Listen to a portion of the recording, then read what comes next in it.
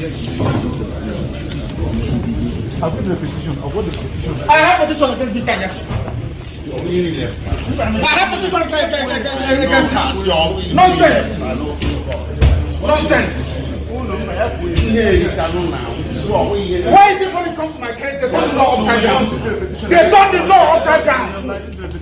Upside down. Upside down. What the rules of the NJC? Listen. This is the laws of Nigeria. The prosecution, and this court doesn't know the law. That is the fact. Poor knowledge of the law is killing Nigeria. Poor knowledge of the law, they don't know the law. This is a federal gazetted law of Nigeria that says here that the chief judge of Nigeria cannot tell Binta Nyako what to do. It's here. It's your law. Just obey it. That is why I do what I do. I agitate for Biafra.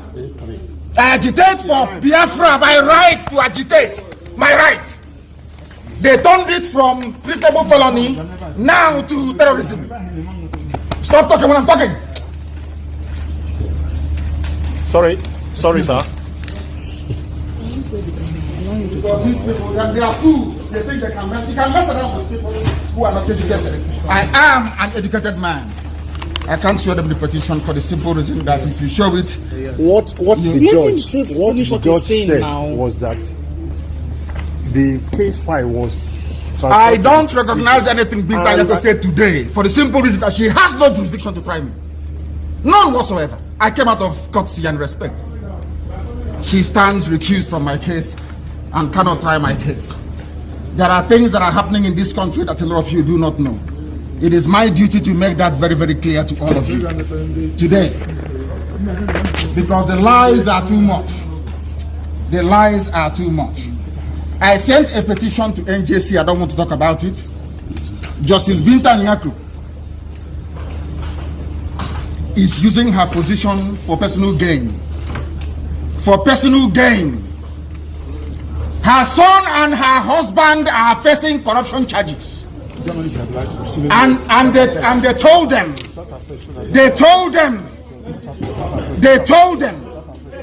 that if they convict me, this is what happens. You can see it. They don't want the truth to come out. Nobody wants the truth to come out. Nobody wants the truth to come out.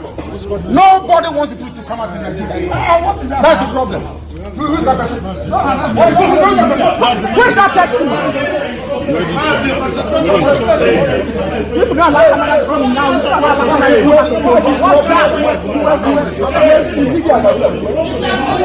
Binta Nyako's husband and son are facing corruption charges. They sent her to my case so they can release or smoothen the pathway for the husband and the son. Who have the lights? They are facing. It doesn't matter if they off it. In a corrupt society, that's what happens. They are very, very corrupt. There is a breach of judicial oath. They have violated their judicial oath. They have shown bias according to Supreme Court. They are biased against me. Supreme Court said so. And that is why what is happening in the judgments and rulings concerning me has been happening. So, disobedience to Superior Court orders. Supreme Court said you are biased. You are against this man. You should not have revoked his bail. Nigeria went to Kenya and kidnapped him. These things are in the public domain. Why therefore are they insisting on trying me? A court order was entered. In that very court order, it was said very clearly and succinctly that he is no more. No. That she.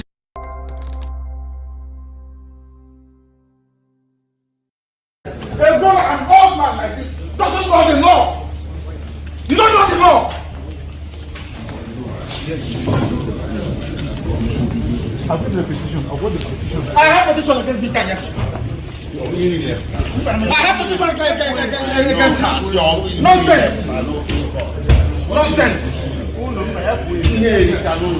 Why is it when it comes to my case, they turn the law upside down?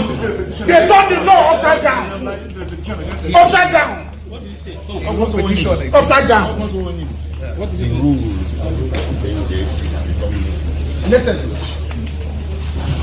This is the laws of Nigeria. The prosecution, and this court doesn't know the law. That is the fact. Poor knowledge of the law is killing Nigeria. Poor knowledge of the law, they don't know the law. This is a federal gazetted law of Nigeria that says here that the chief judge of Nigeria cannot tell Binta Nyako what to do. It's here. It's your law. Just obey it. That is why I do what I do. I agitate for Biafra. I agitate for Biafra. My right to agitate. My right. They turned it from treasonable felony now to terrorism.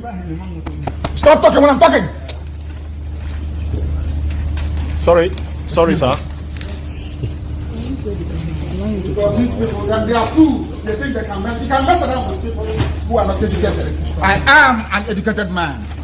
I can't show them the petition for the simple reason that if you show it, what the judge said was that the case file was. I don't recognize anything Binta Nyako said today for the simple reason that she has no jurisdiction to try me. None whatsoever. I came out of courtesy and respect. She stands recused from my case and cannot try my case. There are things that are happening in this country that a lot of you do not know. It is my duty to make that very, very clear to all of you today. Because the lies are too much. The lies are too much. I sent a petition to NJC. I don't want to talk about it. Justice Binta Nyako is using her position for personal gain. For personal gain. Her son and her husband are facing corruption charges. And they told them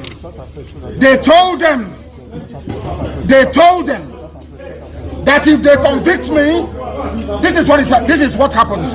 You can see it. They don't want the truth to come out. Nobody wants the truth to come out. Nobody wants the truth to come out. Nobody wants the truth to come out in Nigeria. That's the problem. Who is that person? Who is that person? People don't like cameras coming now.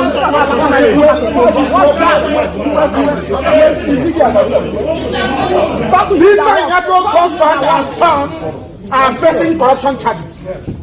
They sent her to my case so they can release or smoothen the pathway for the husband and the son. Who are the lights? They are facing. It doesn't matter if they off it. In a corrupt society, that's what happens. They are very, very corrupt. There is a breach of judicial oath. They have violated the judicial oath. They have shown bias according to Supreme Court. They are biased against me. Supreme Court said so. And that is why what is happening in the judgments and rulings concerning me has been happening. So, disobedience to Superior Court orders. Supreme Court said you are biased. You are against this man. You should not have revoked his bail. Nigeria went to Kenya and kidnapped him. These things are in the public domain. Why therefore are they insisting on trying me? A court order was entered. In that very court order, it was said very clearly and succinctly that he is no more. No. That she.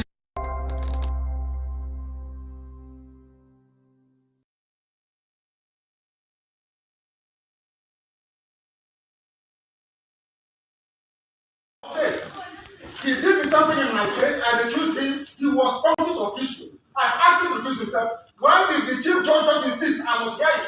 He left my case. Okay, listen. If anybody is not happy with this,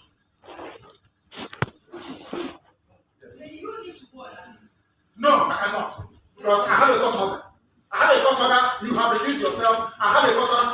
Anybody who disagrees with this order of court, go to appeal court. That's what you tell me all the time. You are office official.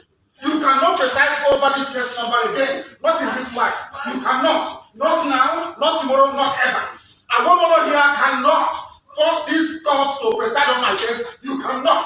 Not today, not till forever. You are recused and you stand recused. Tell the chief judge, not the kind of said, go on appeal. I recused him from my case. The state recused Justice Adema from my case. I did not insist.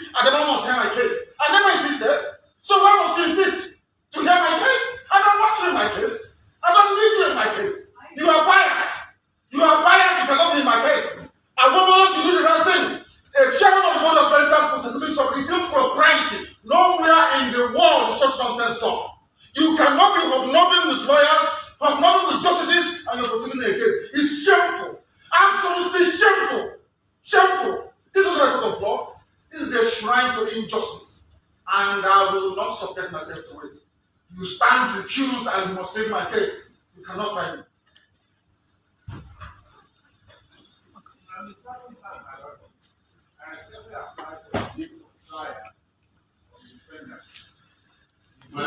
This man is not paying attention. There is an order of recusal, and he's a senior advocate, for goodness sake. There's an order of recusal. Is that not the rule of law? The law says if you disagree with this, you go and appeal. You are a grown-up man. Because of 300 million, you're behaving like a child. Go and appeal. Because of money. Because of money they're paying you from ATM surface, you are here standing as voting evil. Because of money. A grown-up man like you, you say you have the right to behave like a man of honor. The rule of law says you go and appeal. His Lordship Peter, you go and try my case. Not on this planet Earth, I'm telling you that now. So stop wasting your time. So that, as I said, the view of the past that the defendant has indicated that he will not make a formal application and apply that the Lordship was a safety day for hearing. You are not well. You are not well. I'm telling you, this God am not well. This is an order of God. An order of God says Justice Binta Nyako is recused. An order of God. Order she made as an order. The same Chief Justice writing the stupid memo he's writing. I recused him. He was functus official. He sat on appeal. I took him to NJC. I recused him. Why did he not say I must sit on your case? Why in the case of his lordship is he insisting? He wants to embarrass her. He wants to embarrass your lordship by asking her to come and sit on this case. Is that what you're saying? There's an order of, give it to him. He doesn't have it. Give him an order of court. It's an order of court. Give it to him. He doesn't have it. An order. Give it. He doesn't have it. It's an order of court. It's an order of court. I don't take your permission to address you. But let me tell the defendant that in everything now, there's need for wisdom. And wisdom is very important in this matter. And tell him lies. It is not right for you to be insulting the teacher and insulting. If you insult yourself, I will insult you. If you have no respect for yourself, I will insult you. Because people are telling the law, when it comes to Nnamdi Kanu, you turn the law upside down. The law says one thing. If the law says this paper is white, when I go to court, they say it's black. When I say it's black, they say it's white. Is that law? I'm asking you, a senior advocate of Nigeria, is that law? Is the memo from Chief Judge, is memo from Chief Judge sufficient to set aside a court order? The answer is no. Why do you want to change the law in my own case? His Lordship, Justice Binta Nyako, stand recused in my case. Cannot try me. Why don't you get it?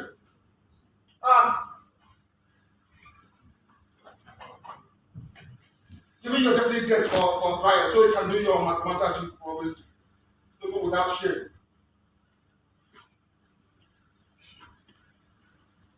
I have here before me for the benefit of Chief Awomolo because it seems he doesn't know the law. So I will tell him, this is national judicial policy of this country. Please give them a copy each.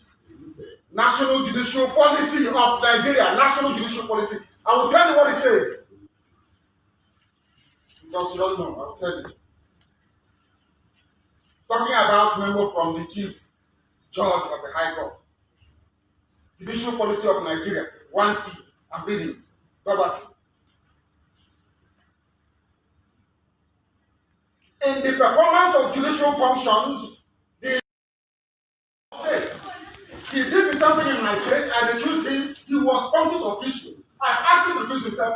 Why did the Chief Judge not insist I must hear it? A man can fight his fellow man face to face and get it over with. You understand? So you need to go and No, I cannot.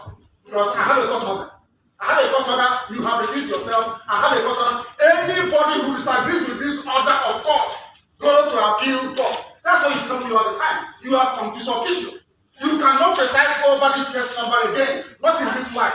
You cannot. Not now, not tomorrow, not ever. A woman here cannot force this court to preside on my case. You cannot. Not today, not till forever. You are recused and you stand recused. Tell the chief judge, not the kind of said, go on appeal. I recused him from my case. The state recused Justice Adema from my case. I did not insist Adema must hear my case. I never insisted. So why must you insist to hear my case? I don't want you in my case. I don't need you in my case. You are biased. You are biased. You cannot be in my case. I don't know if you do the right thing. A chairman of the board of directors prosecution is impropriety. Nowhere in the world such nonsense law. You cannot be hobnobbing with lawyers, hobnobbing with justices, and you're proceeding a case. It's shameful. Absolutely shameful. Shameful. This is a court of law. This is a shrine to injustice. And I will not subject myself to it. You stand recused and you must take my case. You cannot try me.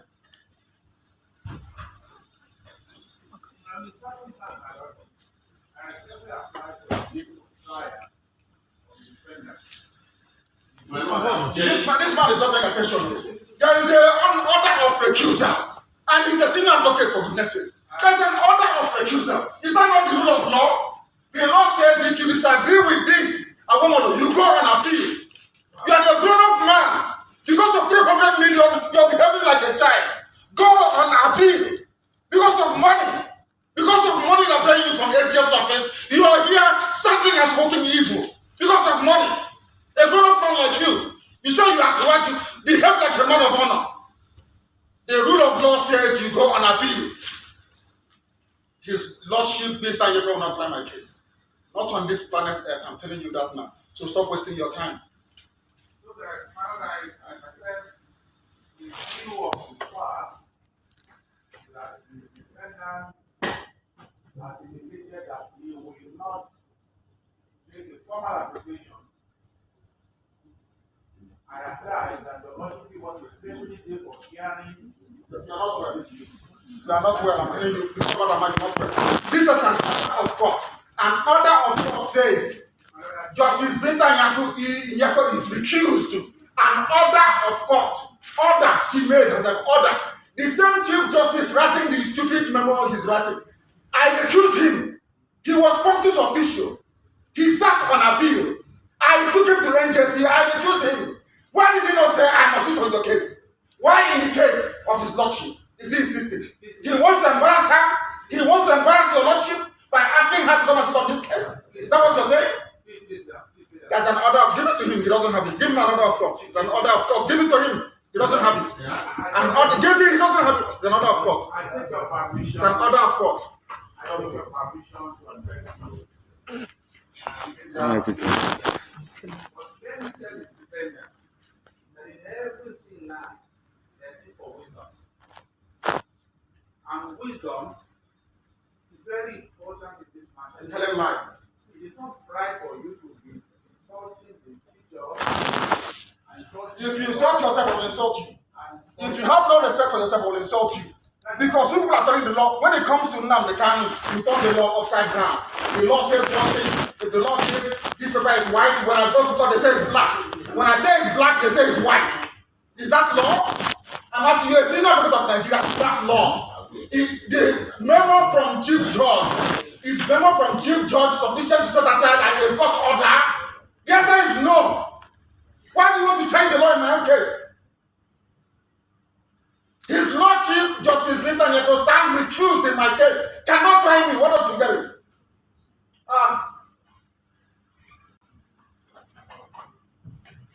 Giving you a definite date for trial so you can do your mathematics you always do. People without shame.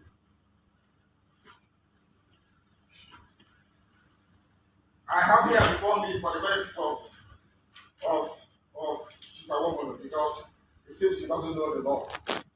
So I will tell him, this is national judicial policy of this country. Please give them a copy each. National judicial policy of Nigeria. National judicial policy. I will tell you what it says. Because you don't know, I will tell you.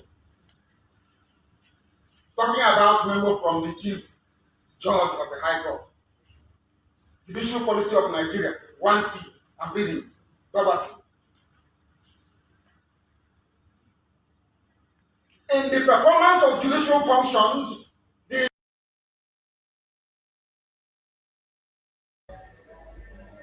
Welcome, everyone.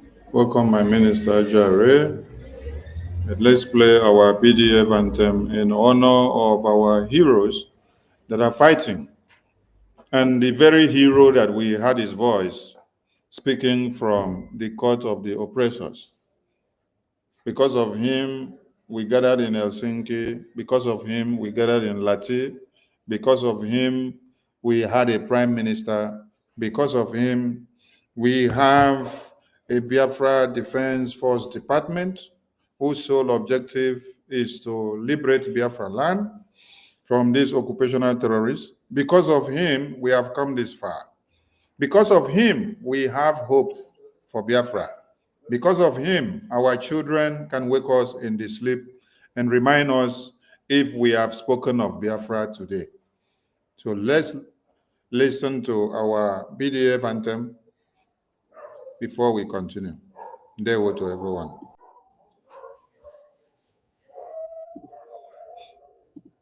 All hail Biafra, land of the rising sun. We love and cherish. We have vanquished our enemies. All hail Biafra. God bless Biafra. In Him we trust. Shout it, sing it. All hail Biafra.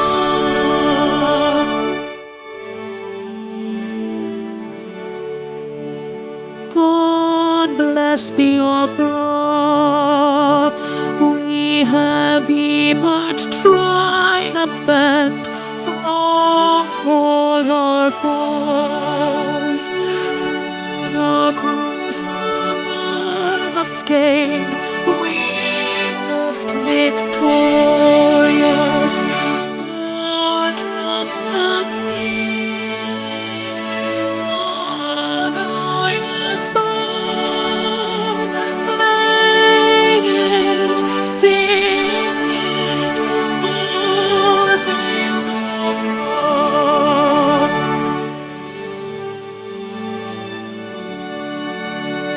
Oh, hail Biafra, we shall always remember all that perished in the struggle for our freedom. All hail our heroes, our prayer shall be there, oh, day and night. Say then always, all hail Biafra.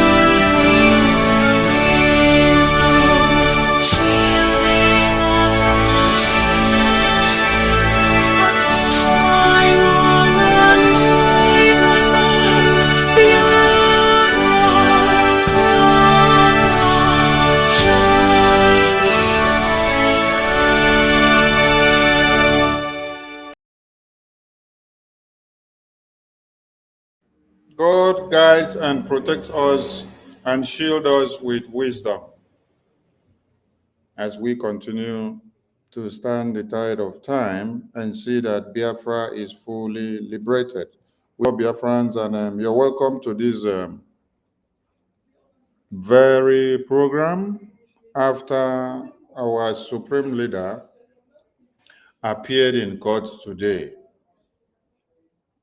And we want to say a very big thank you to all Biafrans who have been doing 1 and 2 in their own ways to see that the sacrifices our supreme leader has made is not thwarted overnight, and that which our Chief of Defense Staff General Rose, leading the entire Liberation Army in the homeland, is not thwarted overnight. General Rose, we can see you on the comment section. Our Chief of Defense Staff, we salute you with your entire Liberation Army on ground who are standing jigibam to make sure Biafra is not taken over overnight. Thank you so much for all your sacrifices.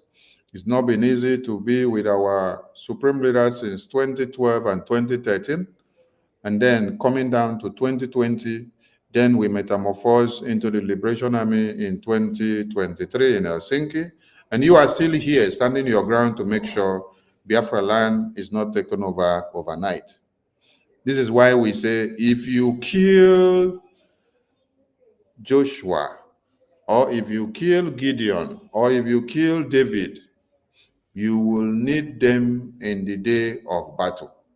And that is when you will come and regret of having killed the David, the Gideon, and the Joshua that should have stood the test of time to defend your homeland. It's not just you, but there are thousands and many of your likes defending Biafra land. But they are all under your central command. We salute you, yes, because it's not easy to defend us, and yet you see some of us still coming out to castigate you, to call you names, to downplay your efforts, and to demean your efficiency. Just like you see many of us coming out to downplay the effort of our supreme leader and also demean his efficiency and his existence and all the sacrifices that he has done. Mazi Nnamdi Kanu has lost many things, including his family. And when I listen to you, General Igwe Butuzo, the CDS of Biafra, you said something that you have lost your family. The Zoo terrorists have taken your family as well. So some people don't even go down to listen to the audio message that you gave us when you were enraged by Onye Army. There are things you said there in that audio that when I ponder, I come back to understand the sacrifices that you have made. This is only about you. Speaking of, how about the rest of the generals and the personnel? They have sacrificed and lost many things just because of Biafra. And that is why Sonny will not sleep and wake up and hear that there is one monkey that has risen to come and destroy everything that you have been fighting for us with Prime Minister, with Onye Ndu, and the entirety of Biafrans in a twinkle of an eye, and then I will allow it to happen. No. That's why I continue to say, except I sleep today, and then I don't wake up tomorrow. That means I cease my breath. Aha! That is when they will be able to do what they want. But as far as I breathe tomorrow, no maga. I want to say thank you to you, the Chief of Defense Staff and your entire men, and to all Biafrans. Today was sit at home, and it was marvelous. We thank Biafran people who showed solidarity to our supreme leader in court and the existence of Biafra, who also spoke in another way to tell Finland that it's not all about our prime minister, but it's about the entirety of Biafran people. And that they stand in solidarity with our prime minister, and the prime minister was ordained by the Biafran people to speak for them and to defend them. So all Biafrans in diaspora and in the homeland donating in one way to another to see that everything moves on. We salute all of you. Let me leave the mic to my minister Ajare and my minister Betty and my minister Paul and every other minister that will be coming in to say one or two before we continue the conversation of the day. We salute all of you and you're all welcome. Thank you, my formidable and able Minister of Information, my boss. I appreciate you, sir. And with all the protocol observed, I will not forget to give my obedience and loyal salute to the Chief of Defense Staff himself, who deemed it fit to spare a short time tonight to even grave this particular occasion. Thank you for all you do for Biafra. May Chukwu Kabiama bless you indeed. Fellow Biafrans and lovers of freedom, this journey will end us in Biafra completely. A land we will secure for ourselves, the glorious land of Biafra that will not see corruption, the glorious land of Biafra that every other thing around that particular country, they will all seek to hide under that umbrella called Biafra, because we will be the only true democracy around in that part of the world. Will be the only true country, safe country, rule of law country, a country that respects its own. That is what we seek to build. And believe you me, we will not stop at anything to get the job done. And these men you see are men of steel, and we will not bend. They never bond that person. We will stop us. We see the lion of Biafra, who also culminates to be also the lion of Africa. I tell you, Mazin Nnamdi Kanu is the lion of Africa. 4 years, and you see him vibrating, even though sometimes his body, they tell you he's not feeling fine, but the voice of heaven inside of him roars like thunder. And when the demons of zoo, they hear it, they hide under the table. Can't you see the way those zoo judges are all talking like cold fish? Because they can't stand the lion.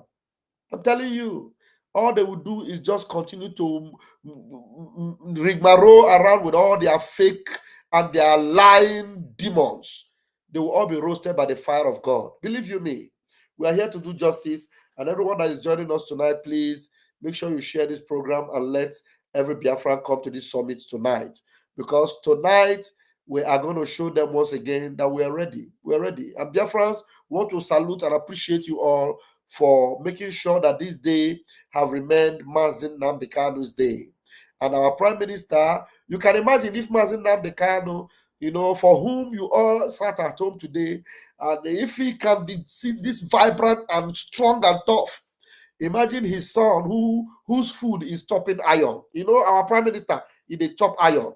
The last time we spoke to his attorney, the lady said the rate at which the young man is chopping iron, and now he said he doesn't know how to describe. He said he's gymming too much, as if he knows that when he comes out, he's going to finish them all completely. He's eating enough of iron, a man of steel. We are ready for this, and then we will kiss the zoo goodbye. Thank you very much. As I hand the mic over to my beloved mommy, Wada Betty. Thank you. Thank you so much, my minister. Thank you, fellow Biafrans, for always joining when we are here. We do appreciate all of you. Today, when I saw my Supreme Leader Mazin Nnamdi Kanu roaring like the lion that he is, he told one of the people making noise to shut up when he is talking. I raised my thumb for him. His daring nature is what makes the zoo and all those Southeast politicians to shake and quake when they see him. I was very happy when I saw him today. During my program in the afternoon, I used it, and everybody, they were all happy to hear his voice. God will continue to guide him and protect him. And my greetings goes to my Prime Minister. Wonderful man. We love him. We love all of them. And to Commander Ross. Commander Ross, I salute you. You are a great man, a tough man. We love you. We know that without you, we wouldn't be doing what we are doing. But I pray that God will bless you and your team. My greetings also goes to our APM, who is making sure that everything is working in accordance with our Biafran Charter. Everything is going on fine. My people, anything that will be good, it doesn't come easy. When Biafra will finally come, my people, you will be so proud. So let's just take it easy and Keep moving. Steady and slow wins the race. Thank you, my ministers and my fellow Biafrans. Thank you, Minister Betty. Thank you so much. And all the ministers of the Gospel of Biafra, I salute all of you. And we still have more of you on the Twitter platform, on TikTok, on YouTube, on Facebook, on social, and all around. Please, if your network is strong enough, you can join us in the studio. For those of you that are on the formidable BRGIA media platform on Telegram, if you have a good network, you can join the studio, you speak. And after we finish a bit on the studio, we will now focus back on the Twitter so that many people can continue the discussion and aid their views. All right. Our Supreme Leader has spoken today, and you can see the fire in him. He is not backing down, and he is not relenting, not one bit. So what does that pose to us? It says we should keep the fire burning. No matter anything that they want to do to weigh us down, it's a very strong message to us that we should not allow them to use anything to sabotage our efforts or to downplay everything that we have done. So, and then we have our fundraising that is, our sit at home that is coming up. This program is mainly for us to create the awareness for the sit at home and also for Biafrans to know what happened today in the court. Sit at home is on Thursday, Friday of this very week. So we are going to create awareness on this. And before we go into that sit at home, let me leave the mic to my ministers in the House so that they can discuss a bit or add one or two to the outcome of the court hearing of today. Minister Jerry, you can go ahead, and after that you give the mic to Minister Betty before we will later go into the business of the day. Is there a way we can play that thing, and is it possible for me to have a control of it, play and pause? I don't know. You have to send the video from your end. Share the screen of the video from your end. Then as you play, you pause where you want. I will only bring the screen of the video. Then you will be the one to play and pause. Play and pause.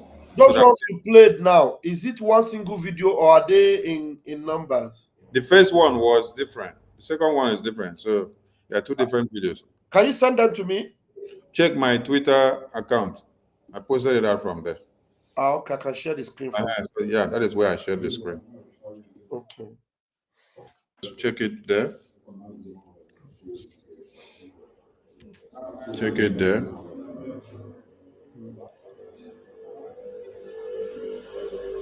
So I can stop this one while you bring that one up.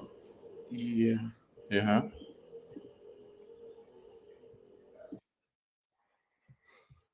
Okay. Yeah. All right.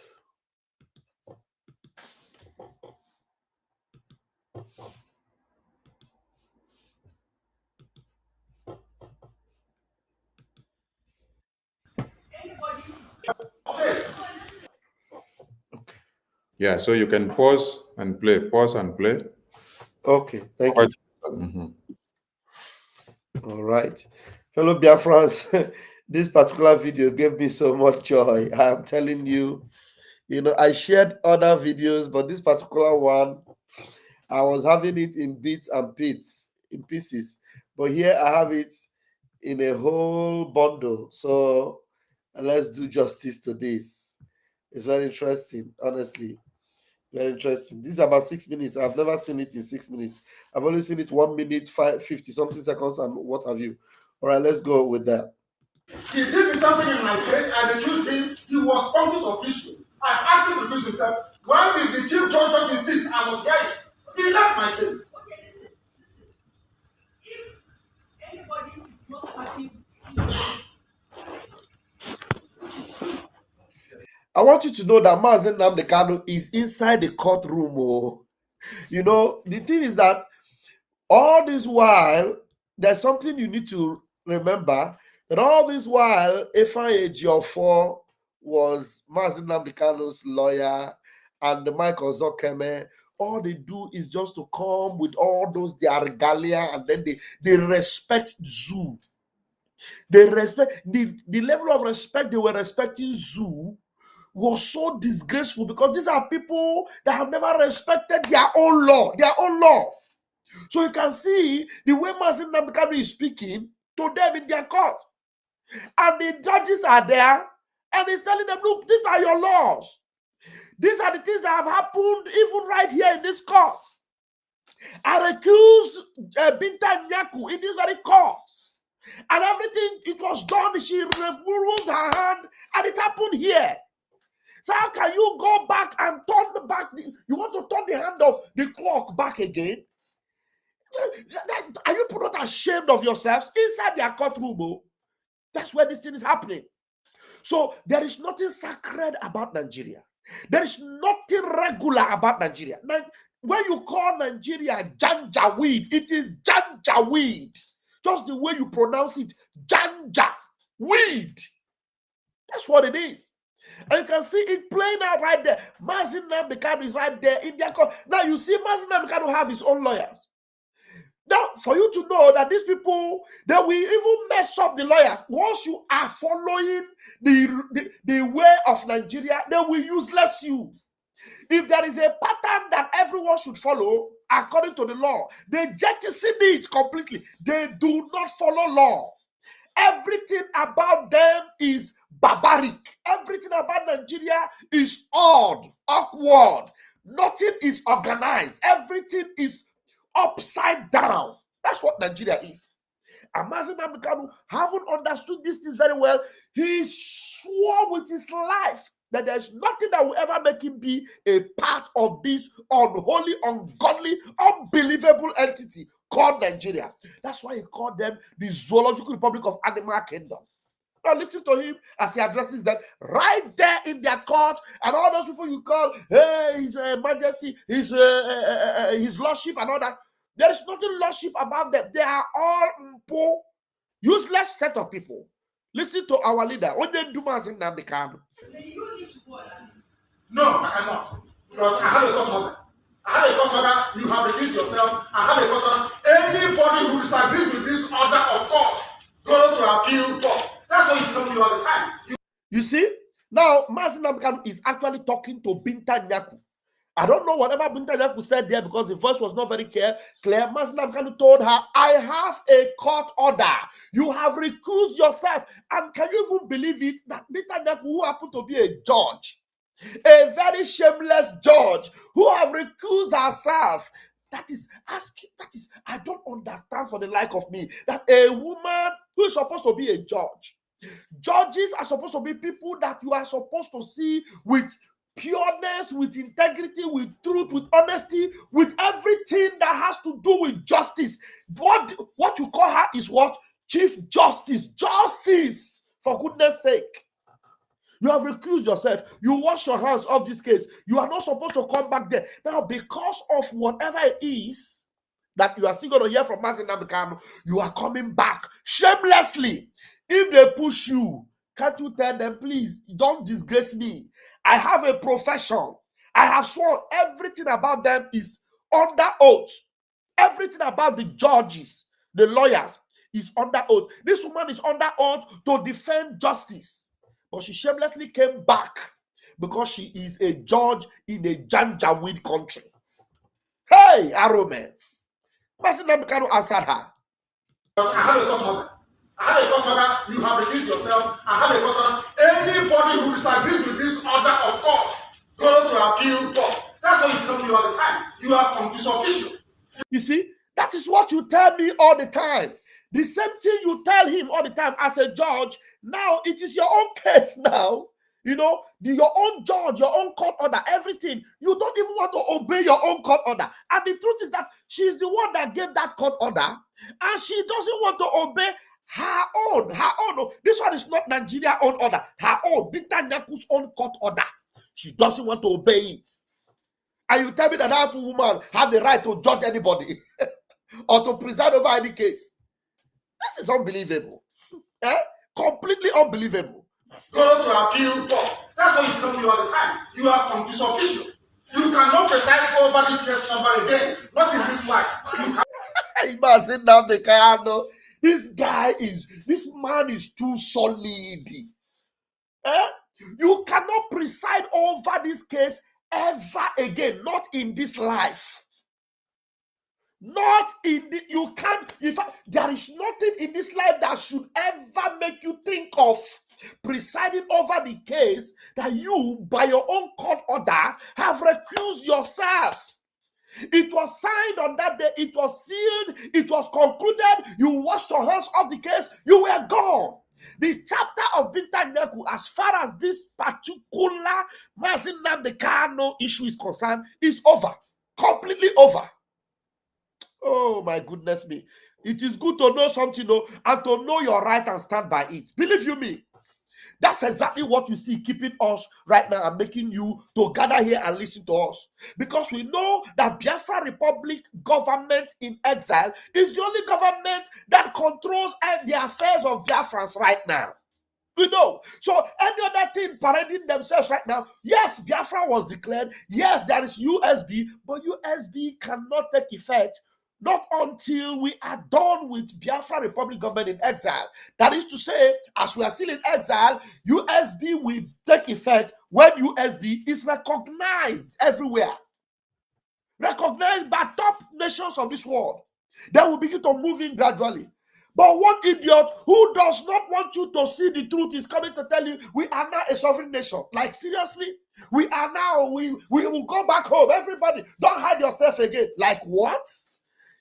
We will pass a law to produce gun and for citizens to have gun, and you are just all of you like zombie because you are desperate.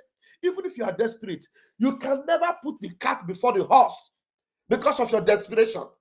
You will destroy that cat or you destroy that horse. Whichever of the two will happen. The horse goes before the cat. The cat can never go before the horse. So because you want to get to your destination quickly, when you put the cat before the horse, how will the cat arrive? The cat needs to stay behind the horse because it is the horse that will ride the cat to your destination. But every one of you, you want to, let's go. You want the cat to get there before the horse. How? The cat has no life. It is the horse that gives it life. USB will only have life that the life that BRGIE gives to it. Simple. Oh my goodness me, Mazi Nnamdi Kanu. I don't know. Chineke na goziegi too much. This official. You cannot preside over this case number again. Not in this life. You cannot. Not now, not tomorrow, not ever. I want over here cannot force this court to preside on my case. You cannot. Not today, not till forever. You are recused and you stand with the truth. Tell the chief judge, Nnamdi Kanu said, go on appeal. I recused him from my case. The state recused Justice Adema from my case. I did not insist Adema must hear my case. I never insisted. So why must you insist to hear my case? I don't want you in my case. I don't need you in my case. You are biased. You are biased. You are biased. I heard somebody saying, he said you are fired. Mazi Nnamdi Kanu did not say you are fired. He said you are biased. You are completely biased. Anya God not clear. Your eye not clear. You are biased. You are already sold away. You have compromised. That's exactly what it means. You are biased. You cannot, in a clear conscience, preside over this case and bring justice and fairness and equity out of it. You are biased. So you can't be my case. I don't know if you do the right thing. A chairman of the board of directors constitution is impropriety. Nowhere in the world is such nonsense done. You cannot be hobnobbing with lawyers, hobnobbing with justices, and you're proceeding a case. It's shameful. Absolutely shameful. Shameful. This is a court of law. This is a shrine to injustice. Hey! Did anybody hear that thing? I don't know if anybody heard that in me. I think I will stop here and allow my mommy to say something. Mazinam Kanu said one powerful thing. He said, this is not a court of law. This is a shrine of injustice. I want him to repeat that word again. Oh my goodness me. He said, this is not a court of law. This is a shrine of injustice. When Mazinam Kanu is telling you, I am educated, believe him. Believe him. This is not a court of law. This is a shrine of injustice. Mazi, please tell them again. School them. Have nothing with justices and you're proceeding a case. It's shameful. Absolutely shameful. Shameful. This is not a court of law. This is a shrine to injustice. Hey, this is a shrine to injustice. Please, before I play it again, I don't know if Mom Betty want me to replay from the top. She will tell me why she does her own analysis until I got here. Mother Betty, I don't know. Until I got here, do you want me to go back and play it to this point so that you will give your own analysis from the points our onion do himself, the Lion of Africa? Because this is not just the Lion of Biafra, he is in the Lion of Africa. Please grab the mic, Wanda. Of course he is. Thank you so much. You know, in Nigeria, they don't, the judiciary has no independence because Sharia law is always encroaching with the judiciary.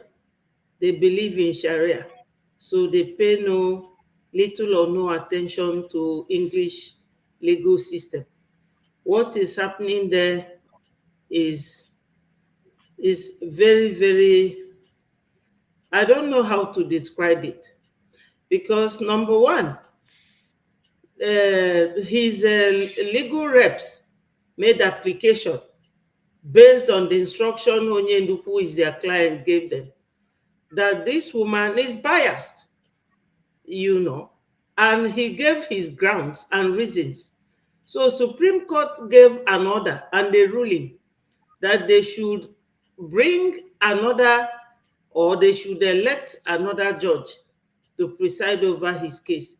But because during the time of Malami, they have all made Binta Nyako to imprison or to send our leader to prison, because our leader is not in a prison yet.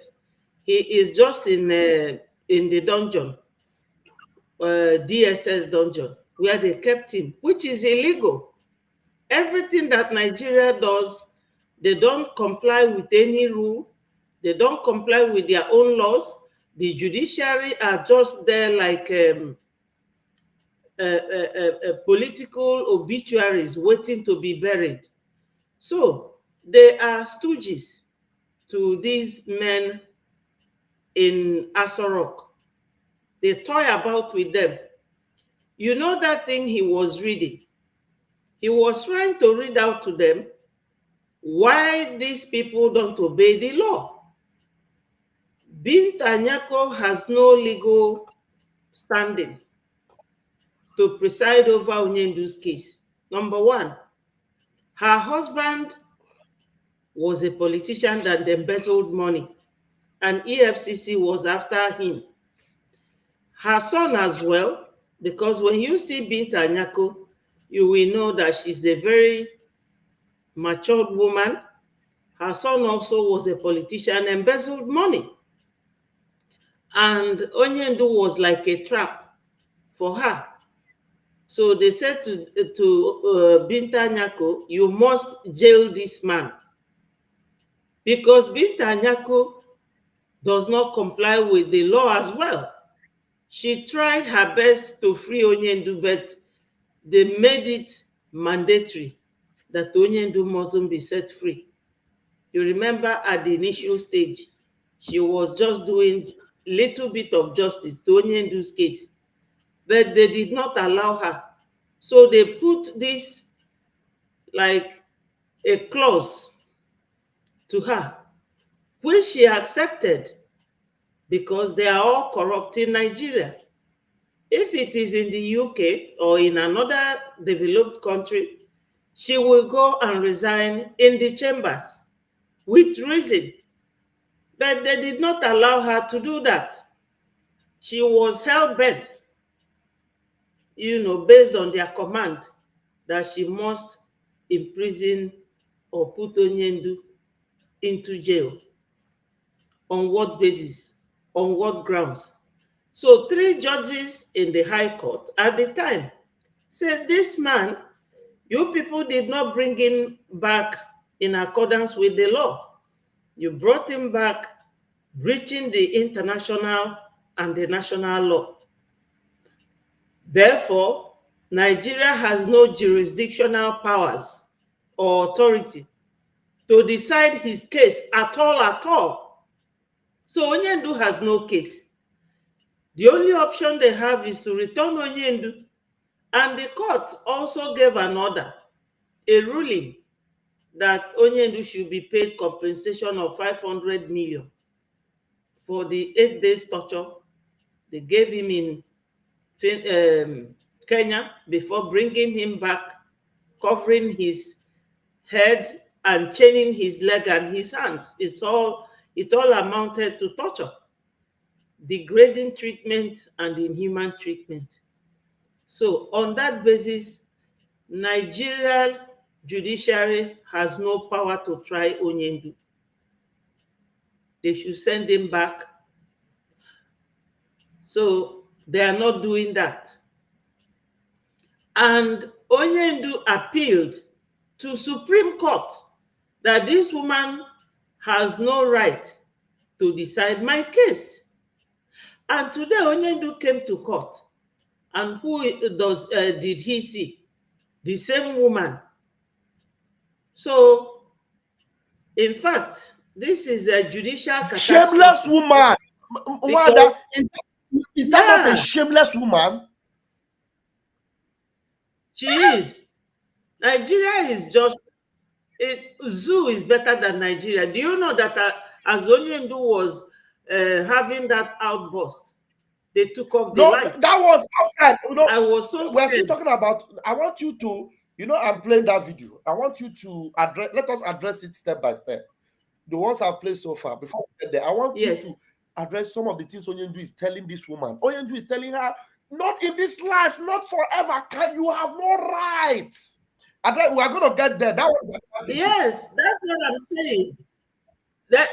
Two things. One is that the woman has been given an order from the Supreme Court that you should resign from this case because you have no power to decide this case because of the bias.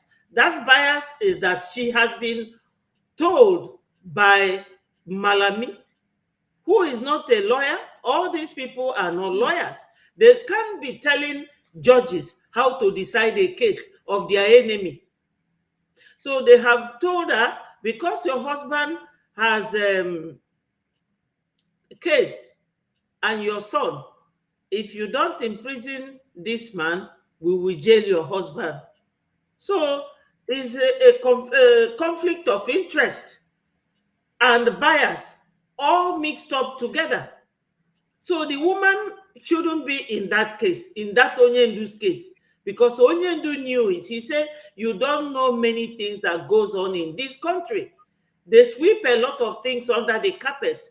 The public may or may not know of this, that this woman that is trying Onyendu has been mandated by the executives to use her as the judiciary to imprison Onyendu unlawfully, because the 3 judges have said Onyendu cannot be tried in Nigeria. No court in Nigeria has jurisdiction over this matter.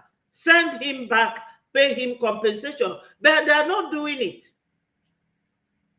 And the application of Onyendu, personal application to the Supreme Court, ordered the woman to hands off the case, but she's not.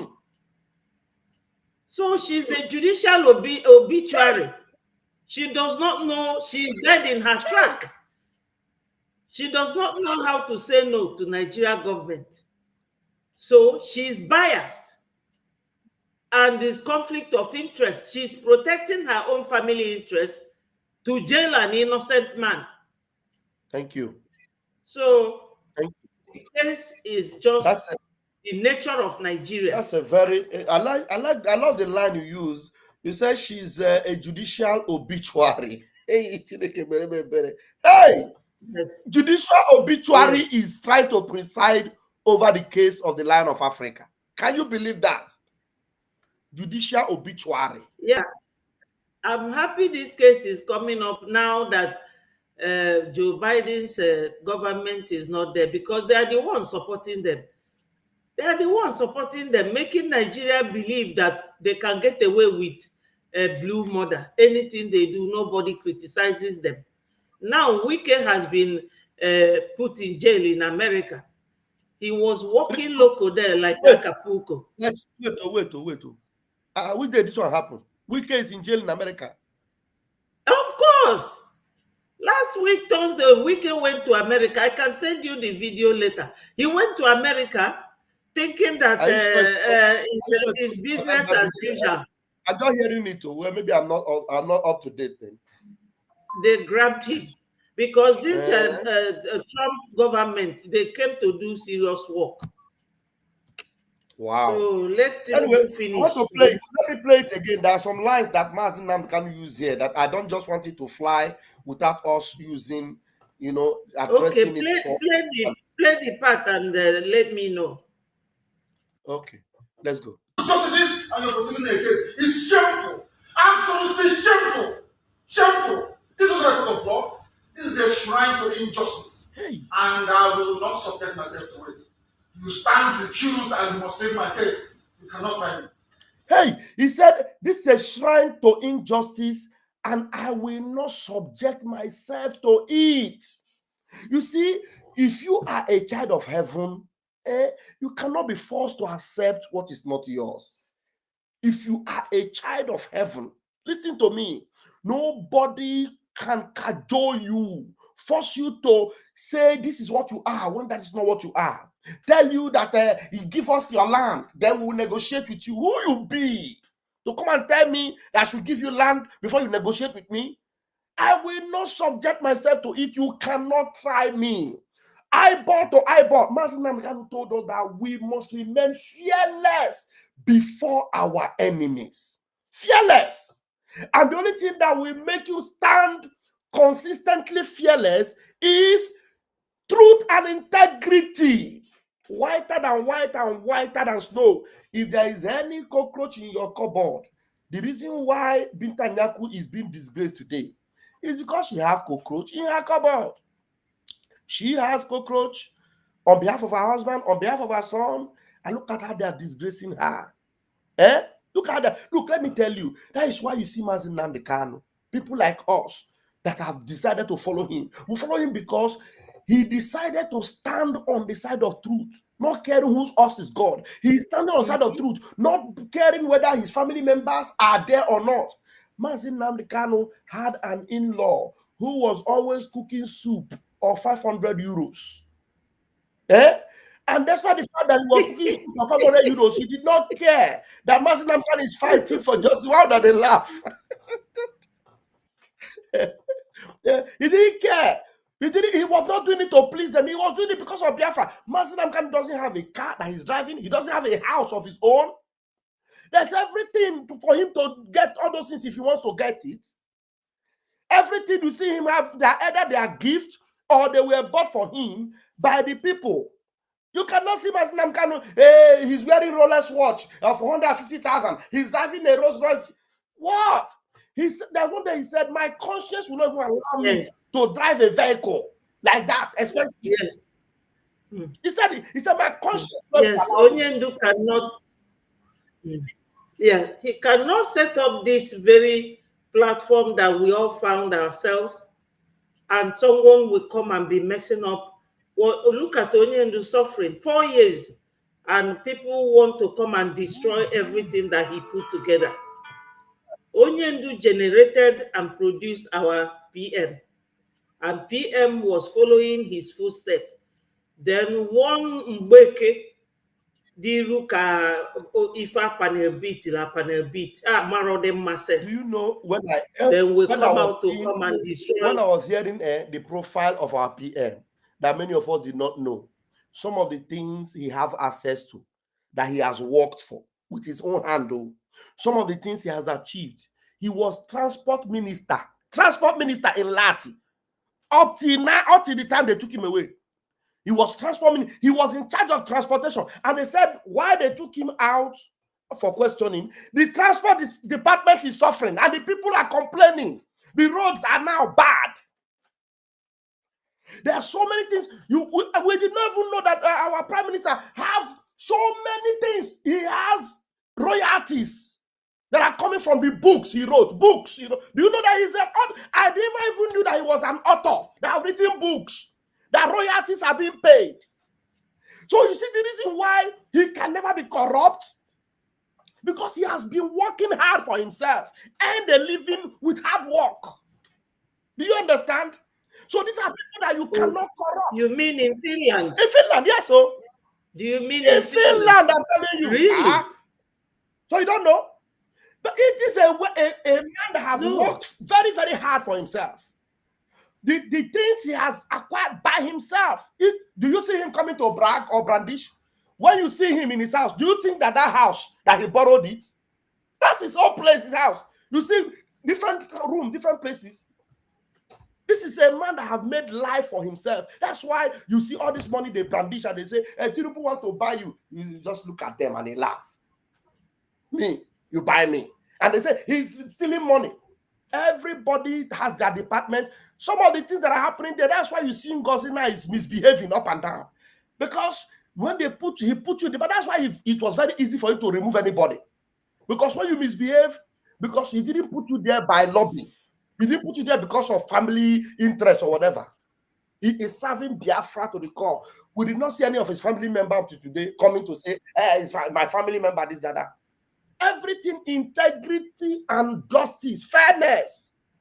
So if Onyendu, who saw him and saw that deep integrity in him, and he said, please continue on this path. Don't let the devil enter you. Because he knew the devils that were around. And you see, let me remind you of something now. Betty and Biafrans are listening. Do you know that while Onyendu is here speaking, that the idiot called Ejiofor told the press that this thing Onyendu is doing here, it is abomination. This is not the first time Onyendu has stood to confront these godless lawyers. It's not the second time. It's not the third time. Have any one of them accused him of committing a crime with his approach? Because it is not a crime. He's doing the right thing. But if I Ejiofor, and all the people that were supporting Ifeanyi Ejiofor today, ask them to come back and remind us. Did Ifeanyi Ejiofor not tell you that this thing that Mazi Nnamdi Kanu is doing, Ifeanyi Ejiofor said it is a sacrilegious act. It is an abomination. That's the word he used. He said it's abominable. A sacrilegious act that a man is defending himself when you, because of you were bought, could not defend him. He was defending himself. And up to today, he's still defending himself. It was through his defense of himself that he recused Binta Nyako, and Binta Nyako signed of being recused, washed her hand off the case, because Mazi Nnamdi Kanu was legally right to defend himself. Was legally right. But Ifeanyi Ejiofor said it was an abomination. So all those bunch of criminals, China Sanworu, Chike Dozie, all of them, where do you see them today? All of them. They were busy accusing Mazi Simon Ekpa as working for the zoo. Now, when Mazi Simon Ekpa was taken for this questioning, they turned back and said, we are not going to attack him again, because they know that they were all lying. The shame did not allow them to come and say, we have been accusing Simon Ekpa wrongly. We are sorry. We did it, because they know what they're doing. Like, imagine now that Mazi Nnamdi Kanu up till now, he's still standing to tell them to their face who they are and tell them that they are lying. That they are lying. And all those lies. Yes, but do you remember that they denied his legal reps access to him? Yes. They say he should represent himself. You cannot beat someone and ask them not to cry. Since they say that his legal reps have no access, the client has to defend himself. So, and he's giving it to them. Whenever he comes out like this, I feel happy. At least he's withdraw strength from his resilient nature and the power and the force in him. So we don't have to give up. Those who are sabotaging, they know that they are not true freedom fighters.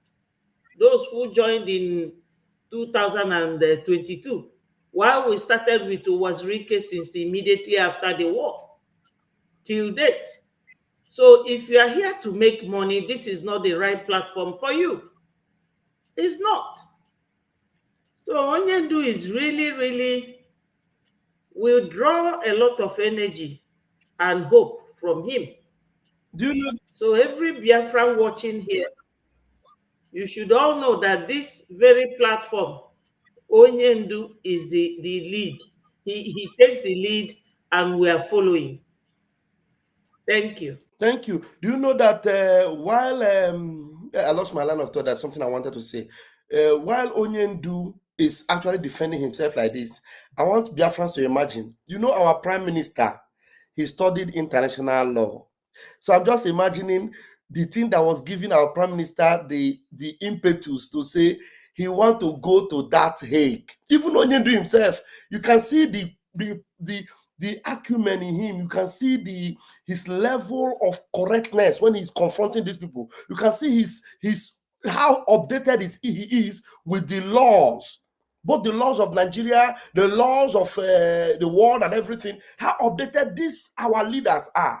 So that means when they tell you we go to that Hague, even Masinam can have been saying, I want to go to Hague and defend. Let them take me anywhere. The same thing that Man Simon Ekpa have been saying. So I just imagine these people standing and defending the case of Biafra. And with them at the helm of affairs, Umuchineke, believe me, we are home. We are home by the grace of Chukwuka Abiyama. That is why seeing him standing firm, and we know the reason why he's able to stand up till now. Imagine if our prime minister was not there to stop all the criminality of Ejiofor. By now, maybe Mazin Namkan will not even be coming out anymore. Ejiofor will just be busy coming out to telling you stories upon stories. But today, that one is... Ejiofor, I'm sure, never passed any legal course. In Nigeria, they buy their certificate. He doesn't sound like a lawyer. He's the one they call charge and bail. He doesn't know anything about legal practice. Do you remember? I was surprised when you were talking about Wike. That's why we have to be very careful when we make news. Somebody is saying that Wike was not arrested. We have to be very sure before we make some things, especially from our platforms. We have to investigate it and be very sure. I don't know. You have to check that news very well again to know whether it is true Wike was arrested. Even if he's arrested, Wike is not even our business anyway, but we have to inform the correct news. So, can I play this thing more? Or my son wants to say something? Yeah, let me add one or two. For Wike, we don't have his time, whether America arrests him or not, but if America is to arrest him, it will be a good one for us because Wike masterminded the massacre of the Biafrans in Obibo or Oyibo community in Ecuador. Yes. So, not just that, he has aided and abetted the destruction of lives and properties of Biafrans.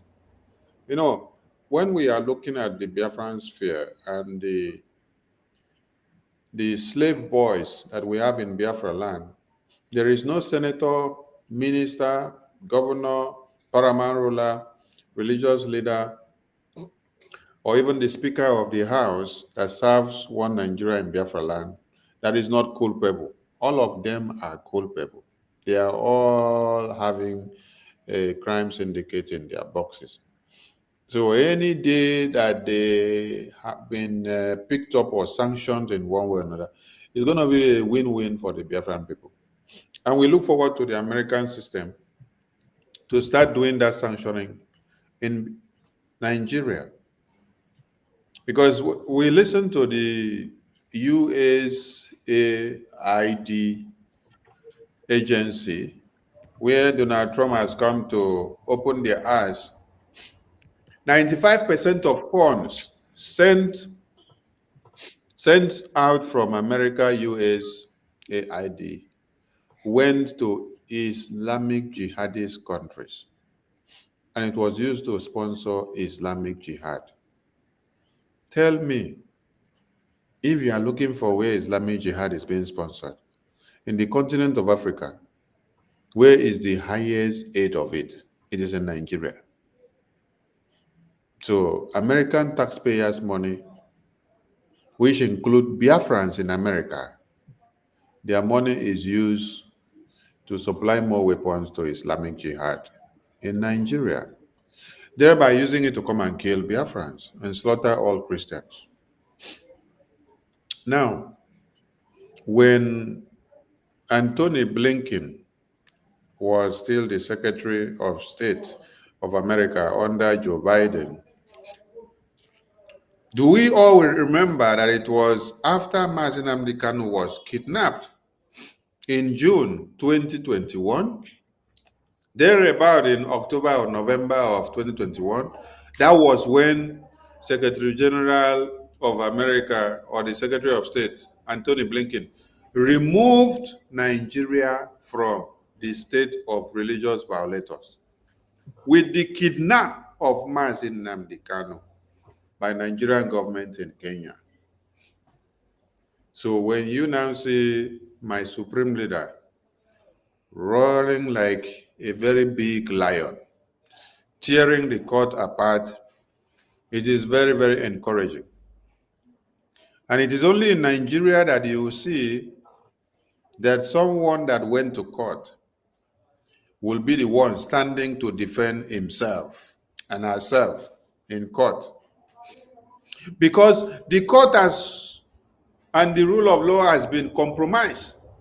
So even the lawyers that are standing to defend him, their voices do not stand. If you don't take the lead and stand up to speak for yourself,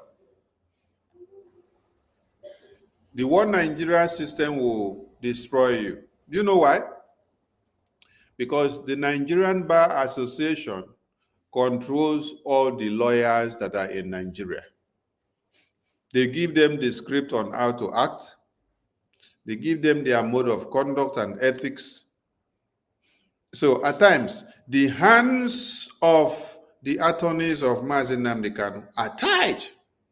That is why when they go with the court injunctions on, the court says DSS must grant permission to the medical practitioners to attend to Mazi Nnamdi Kanu, they refuse. The court says you should give him freedom to have visitations with 4 or 3 persons in a week or 2. They refuse. The last trick that they pulled was to come to the media and tell us that we don't have access to Mazi Nnamdi Kanu for the past 3 weeks that we have visited. And then I told the media team, we understand this game. They have played it before, they play it again, they want to see our resolve. They know where Mazi Nnamdi Kanu is. Let them play the game. When they are done, they will still bring Mazi Nnamdi Kanu and tell us, oh, we have gone for visitation, we have seen him. Okay. Now don't see him. Now don't carry and come court. Okay. Did we see Mazi Nnamdi Kanu? Okay, we don't see him. Okay. So the game continues. Oh, one Nigeria. So gone are the days that you wake up in the sleep. Oh, Mazi Nnamdi Kanu is nowhere to be found. He is dead. Oh, they should go and look for him. Then we now start running. One Nigeria. We know all the antidotes to use against you guys. So it's good that Mazi Nnamdi Kanu made it clear that one Nigeria court system has become a shrine where they murder justice. Yes, because even the Anti-Torture Act of 2017 stated very clear that if you have an idea or you even stand to hear where a conspiracy is being made of who they want to go and kidnap, torture, or beat, detain illegally, that you yourself also stand a 20 years jail term. Does that law now applies to the kidnappers of Mazi Nnamdi Kanu? No, it doesn't apply. That is why Mazi Nnamdi Kanu said, when it comes to Mazi Nnamdi Kanu and a Biafran, when you say A, they say no, it doesn't mean A, it means B. When you say B, they now tell you no, it doesn't mean B in your own case because you are a Biafran, it means A. So because it involves a Biafran, Mazi Nnamdi Kanu, the interpretation of their law and their constitution is now taken upside down. Now, let it involve a Fulani terrorist. Oh, the law of one Nigeria makes you know that you have to rehabilitate the terrorists and put them back into the Nigerian army, the Air Force, the police, and the Navy. But now it involves a Biafran. Oh, you have to jail them. You have to put them there behind bars for 100 years until when you like. I don't really blame the zoo terrorists. You know who I blame? I blame the enemies and the brothers and sisters that we have who are hell-bent on destroying our own just to please the Fulani terrorists because of political aggrandizement. Because many people were coming against us when we said no Anambra elections in 2022. They said, no, Soludo, Soludo, Soludo. Today, Soludo is the one designing the template of how to massacre Biafrans in Anambra. Why we said no elections of Anambra, some people went behind the scene, collected money to see that Soludo become the governor. They now handed over some part of the ESN that was on ground then and gave to Soludo. They handed over all the defense mechanism that we had procured before that time. They handed over to Soludo. See, Soludo came out to make a public broadcast and said, while he was on campaign, he was negotiating and working with the IPOB World Nigeria. And after he now got into office, he was telling them, I am calling on all of them to come out and get amnesty, pull down their weapons, and then come and live with us in the city and vacate the bushes. Today, who is Soludo killing? Soludo is still killing the same Biafrans that paved way for him to become the governor. And who and why is Soludo intensifying the killings now? Because there is another term open for another elections. But let me ask all of you, have you seen where a Fulani terrorist is opening the front for you to come with weapons to come and kill the Fulani jihadist terrorists? No. They will protect them. Gumi was advising the federal government of Nigeria that they should come and recruit more of us to use and fight and kill fellow Biafrans so that they can stop Biafra restoration. While on the other hand, the same Gumi was telling the federal government of Nigeria that as he goes to see the terrorists in the bushes and negotiate with them, he is being accompanied by the Nigerian army, the Air Force, the police, the Navy, and the civil defense, for him to have a very suitable conversation to see that the terrorists are well taken care of. My minister, I leave the case here. Thank you so much, Nwokoma. Thank you. So honestly, Mazi Nnamdi Kanu made my day. But the truth is that as much as he makes my day and his boldness, Mazi Nnamdi Kanu should be free. And it beats my imagination that Mazi Nnamdi Kanu come from a country with people that are well-to-do, well-off, people that can decide today. They can decide today that, look, Mazi Nnamdi Kanu must be free, and he will be free. And yet, because of their selfish interests, they are becoming slaves to the people that they are feeding. Ndi Igbo are becoming slaves to the people that we are feeding. Imagine, because of political position. Just imagine Bianca Ojukwu. So Bianca Ojukwu will accept a position in Tinubu's government with Mazi Nnamdi Kanu still being heard. Some people, that say, some Igbo people, some Igbo people are so so unbelievable. I don't understand. I don't know the kind of heart that chai. So what actually, how do these people sleep? So you are working for Tinubu in Abuja, and look at what happened to Mazi Nnamdi Kanu. And the funny thing is that I saw Bianca is snapping picture with that useless woman that called herself Uchechi. Because there's no way anybody can tell me that Uchechi is clean and pure. You'll be smiling with Bianco. Bianco no will be smiling with you. Take picture. Mazi Nnamdi Kanu is in the dungeon. Look at Mazi Nnamdi Kanu. What's happening to him? What they came to do there today was to judge, condemn Mazi Nnamdi Kanu and sentence him to prison. You can hear today that they have adjourned the case indefinitely. And who is the person adjourning the case indefinitely? The same woman who has recused herself. Mazi Nnamdi Kanu requested that she be recused, and then she accepted and recused herself. Had it been she rejected the recuse, it would be a different thing, no? Binta Nyaku accepted Mazi Nnamdi Kanu's request that recuse yourself, you are not qualified to handle this case.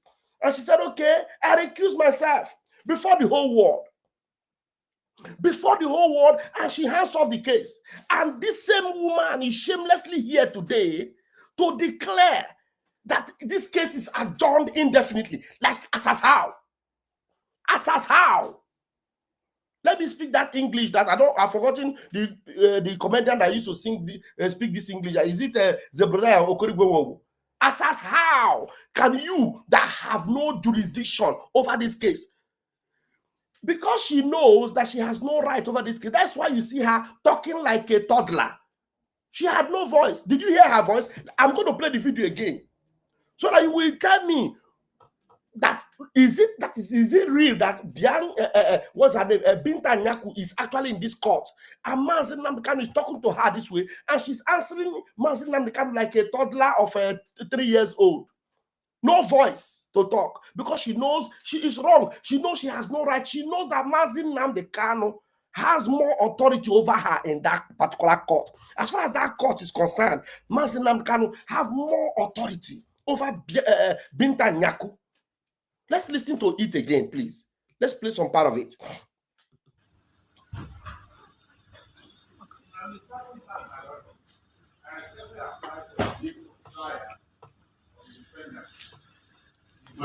This man is not paying attention. There is an order of recusal. No, Mazi Nnamdi Kanu, after talking to them, he sat down, expecting that what he has said must have gotten into their head. And then the goats and the baboons in that court, they were still talking. And they were talking like zoo animals. And Mazi Nnamdi Kanu rose up in anger and said, this man is not following, no. He don't understand what we are talking. That Mazi Nnamdi Kanu, he has armed himself with all the necessary documents. And you can imagine that the document that Mazi Nnamdi Kanu have there, even if they have it, it's either they have it and they refuse to even bring it there, or they pretend as if they don't have it. But Mazi Nnamdi Kanu, you trust him now, he's always ready. He will now give them that document. Listen to him. The way he rose up and said, this man is not, he doesn't understand what we're talking about. Too. This man is not paying attention. There is an order of recusal. And he's a senior advocate, for goodness sake.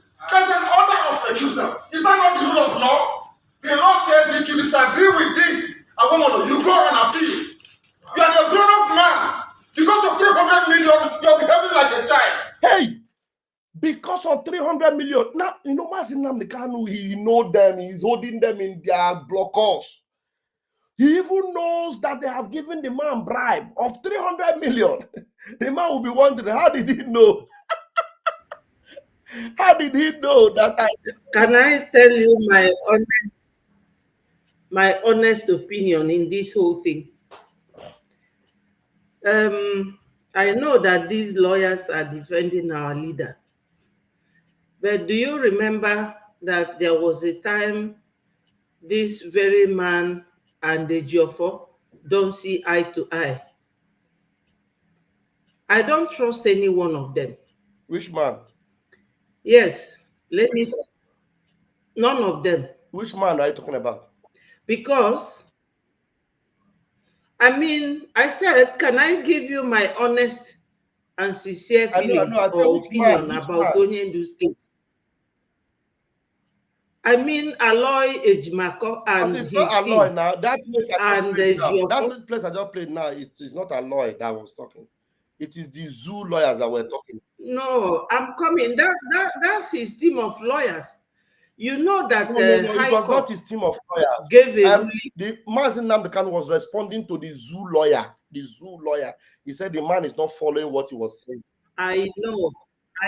I'm saying a different thing from what Onyendu is saying here. You know, yeah, what I'm trying to say is that I don't trust any one of them, including Ejiofor, because they saw Mazi as a superstar case, a case that is making money for them. And you don't know, all of them has phone number to the governors. Do you remember when PM and Aloy and okay? Let's not criticize our own lawyers, Mwada. Let's face this zoo lawyer. I'm addressing the zoo lawyers. That's where our attention should be. You know, we cannot do the job for Ejimako. Ejimako is doing his job. So let me play it again. Because of 300 million, you're behaving like a child. Go on appeal. Because of money. Because of money they're paying you from ATM surface, you are here standing and smoking evil. Because of money. A grown-up man like you. You say you have to behave like a man of honor. The rule of law says you go on appeal. His lordship Peter, you will not try my case. Not on this planet Earth. I'm telling you that now. So stop wasting your time. Minister Ajare, wait.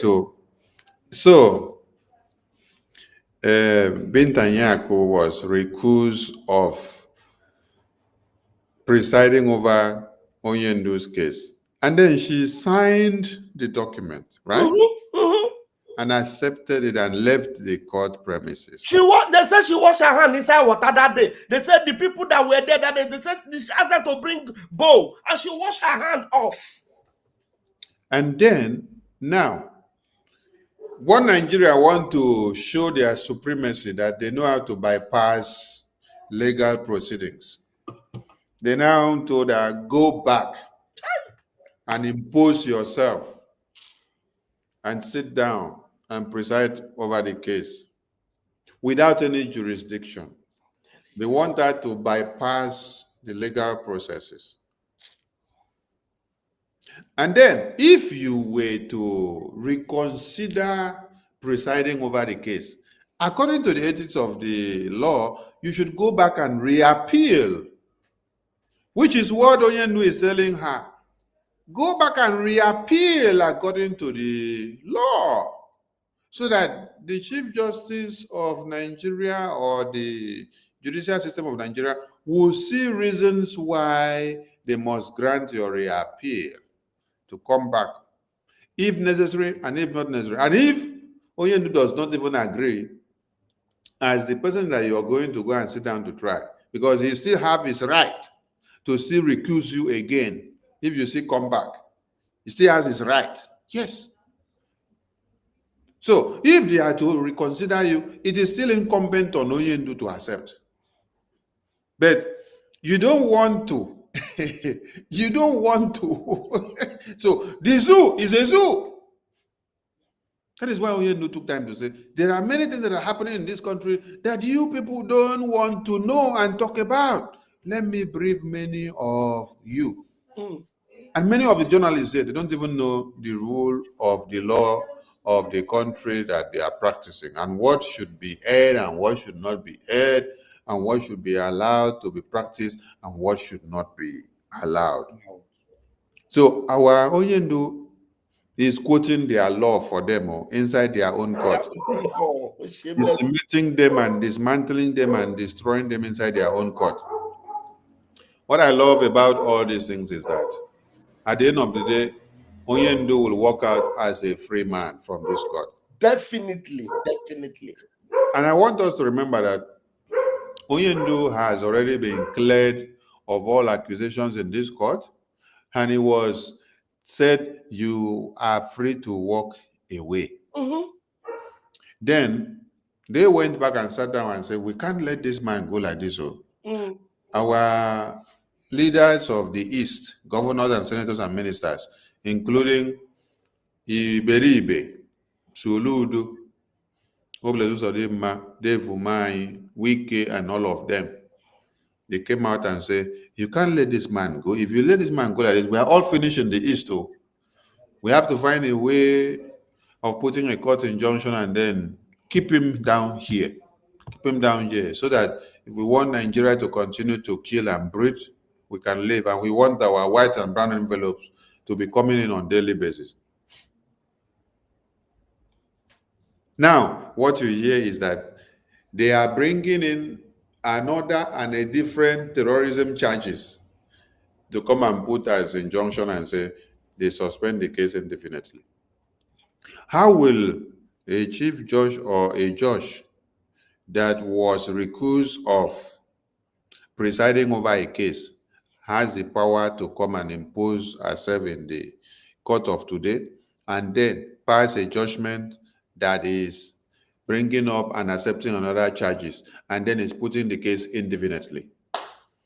There is no rule of law in the Zoological Republic of Nigeria. That is why we want this place to be destroyed so that Biafra can have justice, fairness, and equity.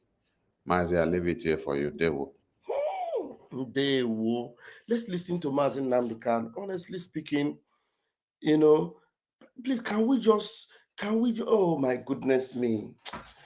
Mazi Simon Ekpa have activated a Dwakalonu, and I believe that the Dwakalonu have to take effectively,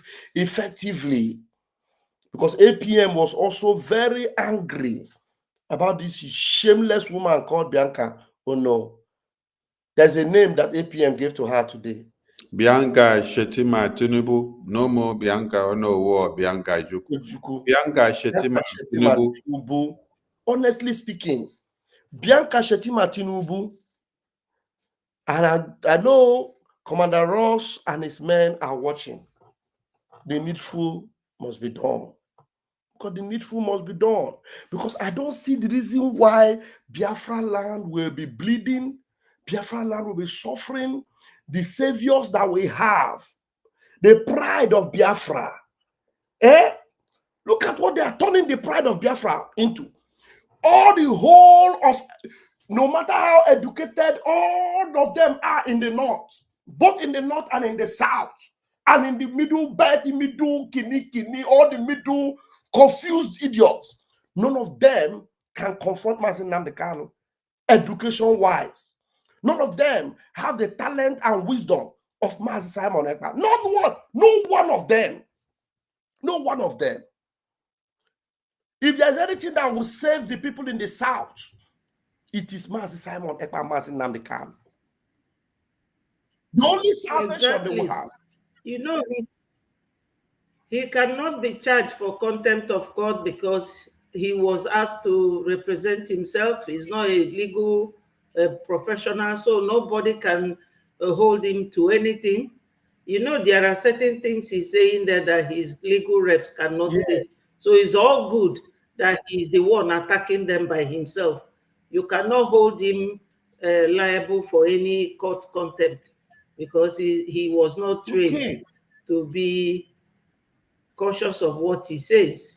So I thank God you are with us tonight, because you also are somebody that have knowledge of the law, and if not, that's why this our media team is complete. Our mommy here is also in the field of law. She understands the law very, very well. So when we talk, we are talking with understanding. We are not Achikote Ekwano journalists. I am a full journalist. We are not Achikote Ekwano journalists. On the Nkocha is a sabo. These are not. We are confirmed media personnel for Biafra, spiritually and physically. You see, Mazi Nnamdi Kanu. Let's go ahead and listen to Onyendu himself again. I said, the view of the fact that the defendant has indicated that he will not make a formal application. I apply that the authority was extremely day for hearing. You are not well. You are not well. I'm telling you, this is what I'm not well. This is an order of court. An order of court says Justice Binta Nyako is recused to. An order of court. Order she made as an order. The same Chief Justice writing the stupid memo he's writing. I recused him. He was functus official. He sat on appeal. I took him to NJC. I recused him. Why did he not say I must sit on your case? Why in the case of his lordship is he insisting? He wants to embarrass her. He wants to embarrass your lordship by asking her to come and sit on this case. Is that what you're saying? There's an order. Give it to him. He doesn't have it. Give him an order of court. It's an order. Give it to him. And you see what happened here? Now, there is a lawyer that actually came that was supposed to oversee this particular case. But the lawyer came and then was handing over to Justice Binta Nyako. Ask me, another lawyer was supposed to be there, and he said he's handing over to Binta Nyako to oversee the case. That's why Basil Nabukadu was telling them, you are not well. He said, you are not well, I must tell you. And he's repeating that there was an order of court. He has been recused. And he's saying it again and again. And these people, they are there like as if they are animals that do not understand English anymore. As if they are animals that you have to explain this thing to them like children in a kindergarten. And why that you heard him, you can hear that. That's actually what they were. He was telling them that, look, this man, somebody there was saying, asking the woman to take over. Master was saying, are you going to force her? You want to embarrass her? He was even defending Binta Nyako. So you want to embarrass Binta Nyako? You want to disgrace her?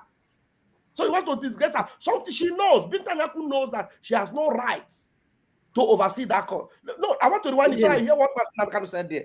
Hear it again before you will make your own analysis. Listen to it very well. Don't pay attention. Listen. Okay. Yeah. The stupid memo he's writing. Listen. Has indicated that he will not make a formal application. I apply that the authority was extremely day for hearing. You are not well. You are not well. I'm telling you, this is what I'm not well.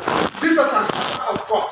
An order of court says Justice Binta Nyako is recused to.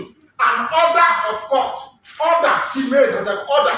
The same Chief Justice writing the stupid memo he's writing. I recused him. He was functus official. He sat on appeal. I took him to NJC. I recused him. Why did he not say I must sit on your case?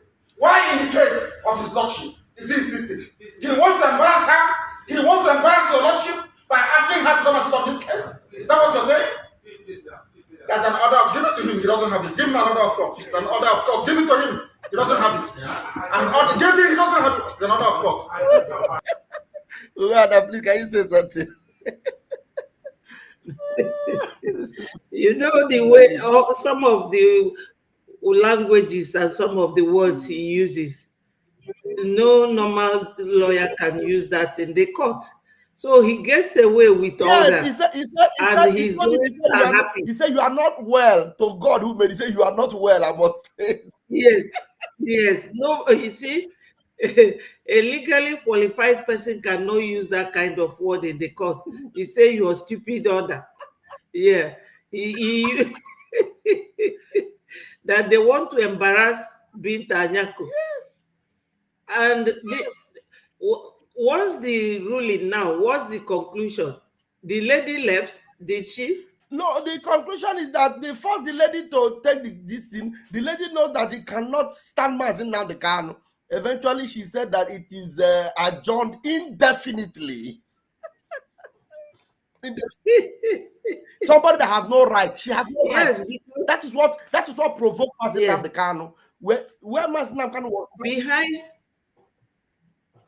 behind the scene. Yes. They tell Binta what they want. Yes. The end product of the whole hearing. They will always tell Binta, this is what we want. And when she comes into the court, Onyendu will scare her away because it's an embarrassment. If four other judges are watching what is going on, it's such an embarrassment to Binta Nyako. Yes. That she has no power, because why they call it court is that the judge is like your own domain. As a judge, this is your court where you have control over. But Onyendu takes control of everything, and it's embarrassing to her. So she doesn't want to face Onyendu at all. Even Onyendu quotes the law sometimes more than her. More than her. You know. Let's see. Yeah. Let's see. So the language is very daring, and he gets away with it because Nigeria is gone. Nigeria has no judiciary. Look at the time of Tinubu. Those 5 judges that were bribed, that took away PLB's mandate and gave it to Tinubu. That's what we tell you how Nigeria works. So that's why I call them judicial obituary. They are dead and gone. Onyendu is really giving it to them. Exactly. Let's go.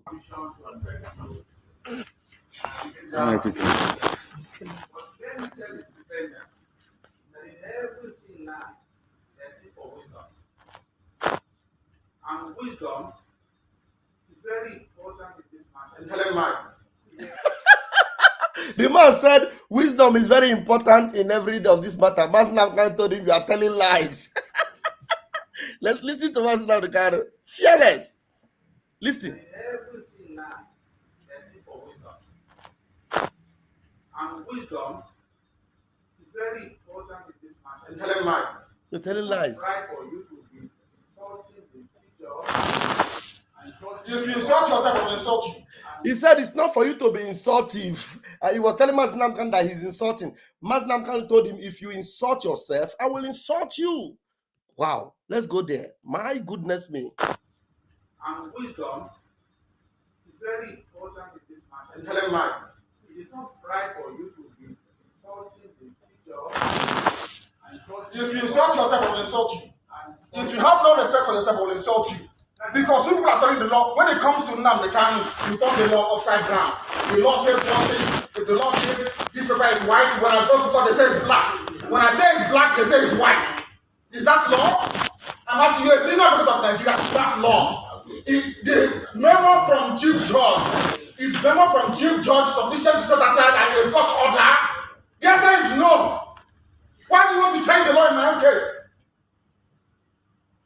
His Lordship, Justice Netanyahu, stand recused in my case. Cannot try me. Why don't you get it?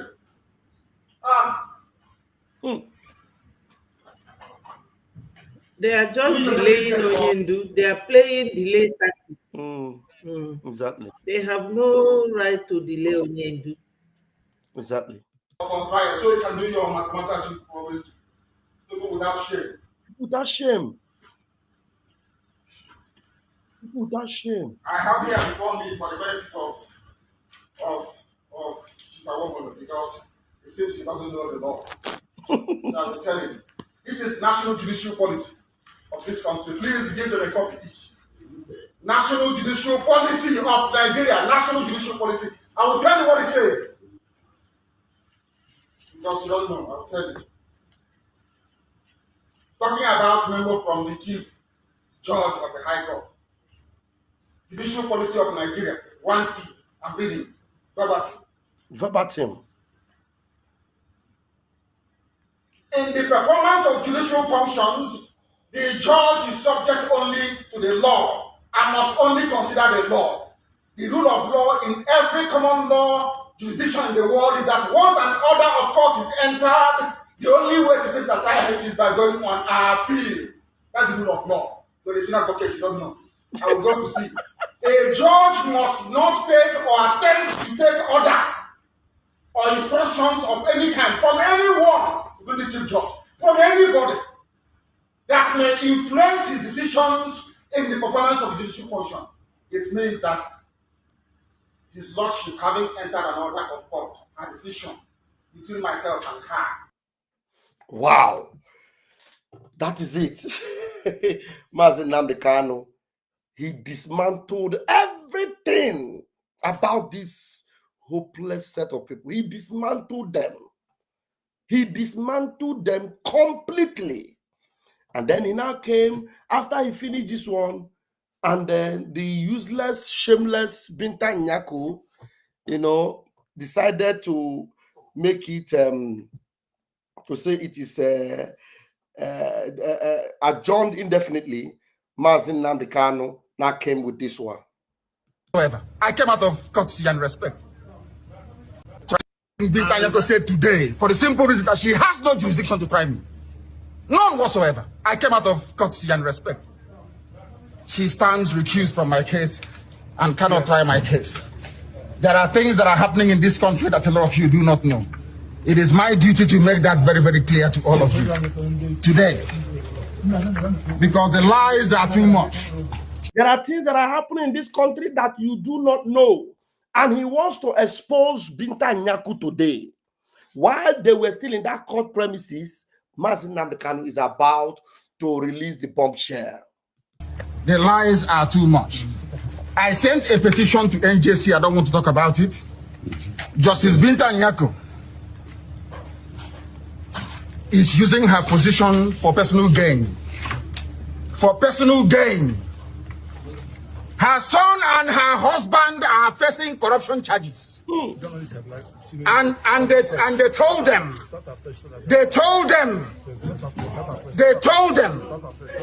that if they convict me, this is what happens. You can see it. They don't want the truth to come out. Nobody wants the truth to come out. Nobody wants the truth to come out. Nobody wants the truth to come out in Nigeria. Sometimes you need to understand that these people are, these lawyers that Mazin Nnamdi Kanu have stick to himself are doing the needful. Did you guys hear when Maxwell was asking Mazin Nnamdi Kanu to start afresh? He said, start afresh, because the journalists are here, the people that will get this, because this is the cocoa of the matter. Right, Maxwell, I remove cap for you, Maxwell. I will repeat it again. Maxwell was telling Mazin Nnamdi Kanu, please start afresh, because the journalists, they are here. They will take the people that they need to hear this thing. This is the reason why they switch off the light. Listen, Biafra, listen. For you to know, Mazin Nnamdi Kanu wanted to break the Aku Ibon Sugwe. And they started making noise because he has actually exposed that truth. The reason why Binta Nyako is still hanging around this case, like a chinchi. The reason why they have decided to make sure she's the one in charge, because they have tied a rope around her neck. And they say, if you do not do it the way we want it, we are going to draw the rope and then you will be gone. Mazin Nnamdi Kanu was about to release the bombshell. Listen, I'm going to repeat it again. Let me go back again. Listen to Mazin Nnamdi Kanu. Pay attention and watch what Maxwell was telling him. And the people, when they started making noise, and Mazin Nnamdi Kanu was telling them, that is what they don't like the truth in this country. They don't want the truth. Listen to Mazin Nnamdi Kanu as he destroys them completely here. I said today, for the simple reason that she has no jurisdiction to try me. None whatsoever. I came out of courtesy and respect. She stands recused from my case and cannot try my case. There are things that are happening in this country that a lot of you do not know. It is my duty to make that very, very clear to all of you today.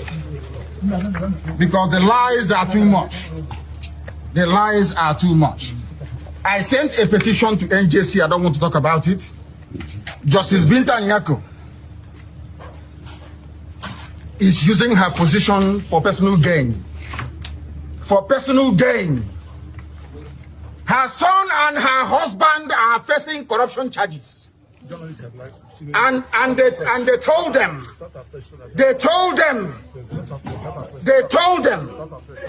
that if they convict me, this is what happens. You can see it. They don't want the truth to come out. Nobody wants the truth to come out. Nobody wants the truth to come out. Nobody wants the truth to come out in Nigeria. That's the problem. Who's that person? Corruption charges. They sent her to my case so they can release or smoothen the pathway for the. Why he was still talking? You see, they switch off the lights. They thought they would they will switch Mazin Nnamdi Kanu off. This is where I was addressing the president of Finland, President Alexander Stubb, and the Prime Minister Petteri Orpo. I was addressing them today. You can see the way they are switching light off. You are joining Nigeria to switch light off on Biafrans. When you keep quiet in a court. Yes, when you keep quiet over our prime minister, you are holding him beyond the necessary time. You are joining Nigeria to leave Biafra in darkness. But what to tell you, the God we serve, he's Tukwo. He will switch on our light. And I bet you with my 10 fingers and my 10 toes, Finland, you will live to regret these things you do against our prime minister. If you know that that this man is a just man, an honest man, like you can see, the most honest man in that zoo right now, Mazi Nnamdi Kanu, look at what they are doing to him. He has been there for over 4 years, and the truth is about to release the truth now. They switch off the light in the court. But switching off the light, did it stop him? It cannot stop him. He will yet speak. You holding on our prime minister, thinking that holding him will stop Biafra. Look, Biafra must come. And you delay Simon Ekpa. Look at us. You see how we are moving. You see how we are moving. And I want to tell you, for your own good and your own interest, release our prime minister, because releasing him will be a belt on your own shoulder. Even though you have erred by keeping him longer than necessary, we will forgive you. But when you hold him longer than necessary and we get angry and never forgive you, our God will rise and fight for us. And you need to go and make inquiry and find out, when our God rises to fight, the catastrophe that follows those that have hurt us. You will never be happy with the outcome of it. We will not come against you physically, but our God will confront you. Go and find out from our brethren, the Jewish brethren. Find out from them how the God of Abraham, Isaac, and Jacob fought their battle for them. Look at them. As strong as you are, Finland, you cannot boast to be as strong or to be strong enough to challenge Israel to a bout. You can't. This is the unique God that we have. One thing we have in common, the blessedness of the God of Abraham is our God, and he is still with us. Do not incur his wrath by obeying or following the standard and rudiments of the wicked jihadist country called Nigeria. Allow our prime minister to go. Just the way the zoo will suffer, they will suffer unimaginable wreckage if they delay further. Mazi Nnamdi Kanu, watch and see what happens to them. Their foundations are falling. Since ever they had Mazi Nnamdi Kanu, they called him the problem they had. And up to today, they have never been able to breathe. And they will not be able to breathe as long as they hold him. The economy will continue to capitulate as long as they hold him. So if you don't want to suffer the same fate, like I asked you guys in the afternoon, is Finland becoming another Nigeria in Europe? Please use your tongue and count your teeth. Let us listen to Mazi Nnamdi Kanu as he's responding even in the dark as they switch off the light. Smoothing the pathway for the husband and the son. They are facing, it doesn't matter if they're off it. In a corrupt society, that's what happens. They are very, very. Did they not switch off the light? Even in the midst of that darkness, we always have a light that will shine and reveal us to the whole of the world. That thing you want to cover, it can never be covered forever. So maybe they switch off the light. Are we not seeing Mazi Nnamdi Kanu now? They switch off the light, but the world is still hearing his voice. You're holding our prime minister, the world is still hearing our voice. You have heard Mazi Nnamdi Kanu now for 4 years, the world is still hearing our voice. It will do you more good to do the right thing. Corrupt. That is a breach of judicial oath. They have violated the judicial oath. They have shown bias according to Supreme Court. They are biased against me. Supreme Court said so. And that is why what is happening in the judgments and rulings concerning me has been happening. So, disobedience to Superior Court orders. Supreme Court said you are biased. You are against this man. You should not have revoked his bail. Nigeria went to Kenya and kidnapped him. These things are in the public domain. Why, therefore, are they insisting on trying me? A court order was entered. In that very court order, it was said very clearly and succinctly that she is no more. No. That she is no more going to try me. Why are they insisting? Why are they insisting? I ask. Because they have no case against me. They have no case against me, and they know it. Thank you. I hand over to my minister to take over. Thank you so much, fellow Biafrans. Thank you, Minister Ajare, for doing justice to that very video. We appreciate the Biafrans that have keyed into this point. And let's be reminded again that Thursday and Friday is sit at home. It's total lockdown of Biafra land. Yes. It is to avenge the death of Biafrans that have been slaughtered by the Zoo terrorists. It is to decimate the terrorists, to bring them down. No one blood of Biafran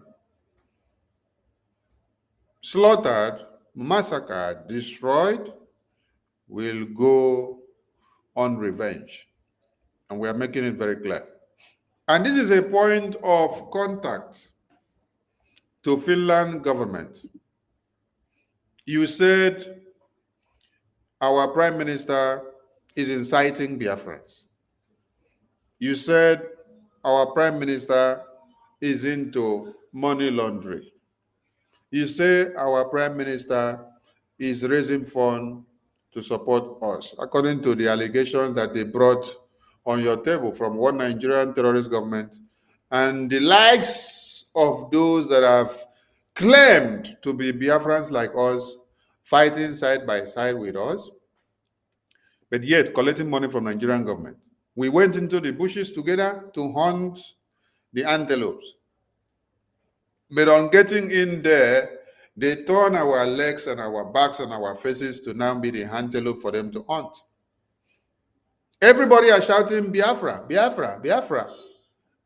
But when we enter the backyard, some people sabotage the Biafra because of their quest to become president, ministers, governors, senators, and to place one Nigerian terrorist so that Islamic Jihad will prevail while Biafra will be destroyed.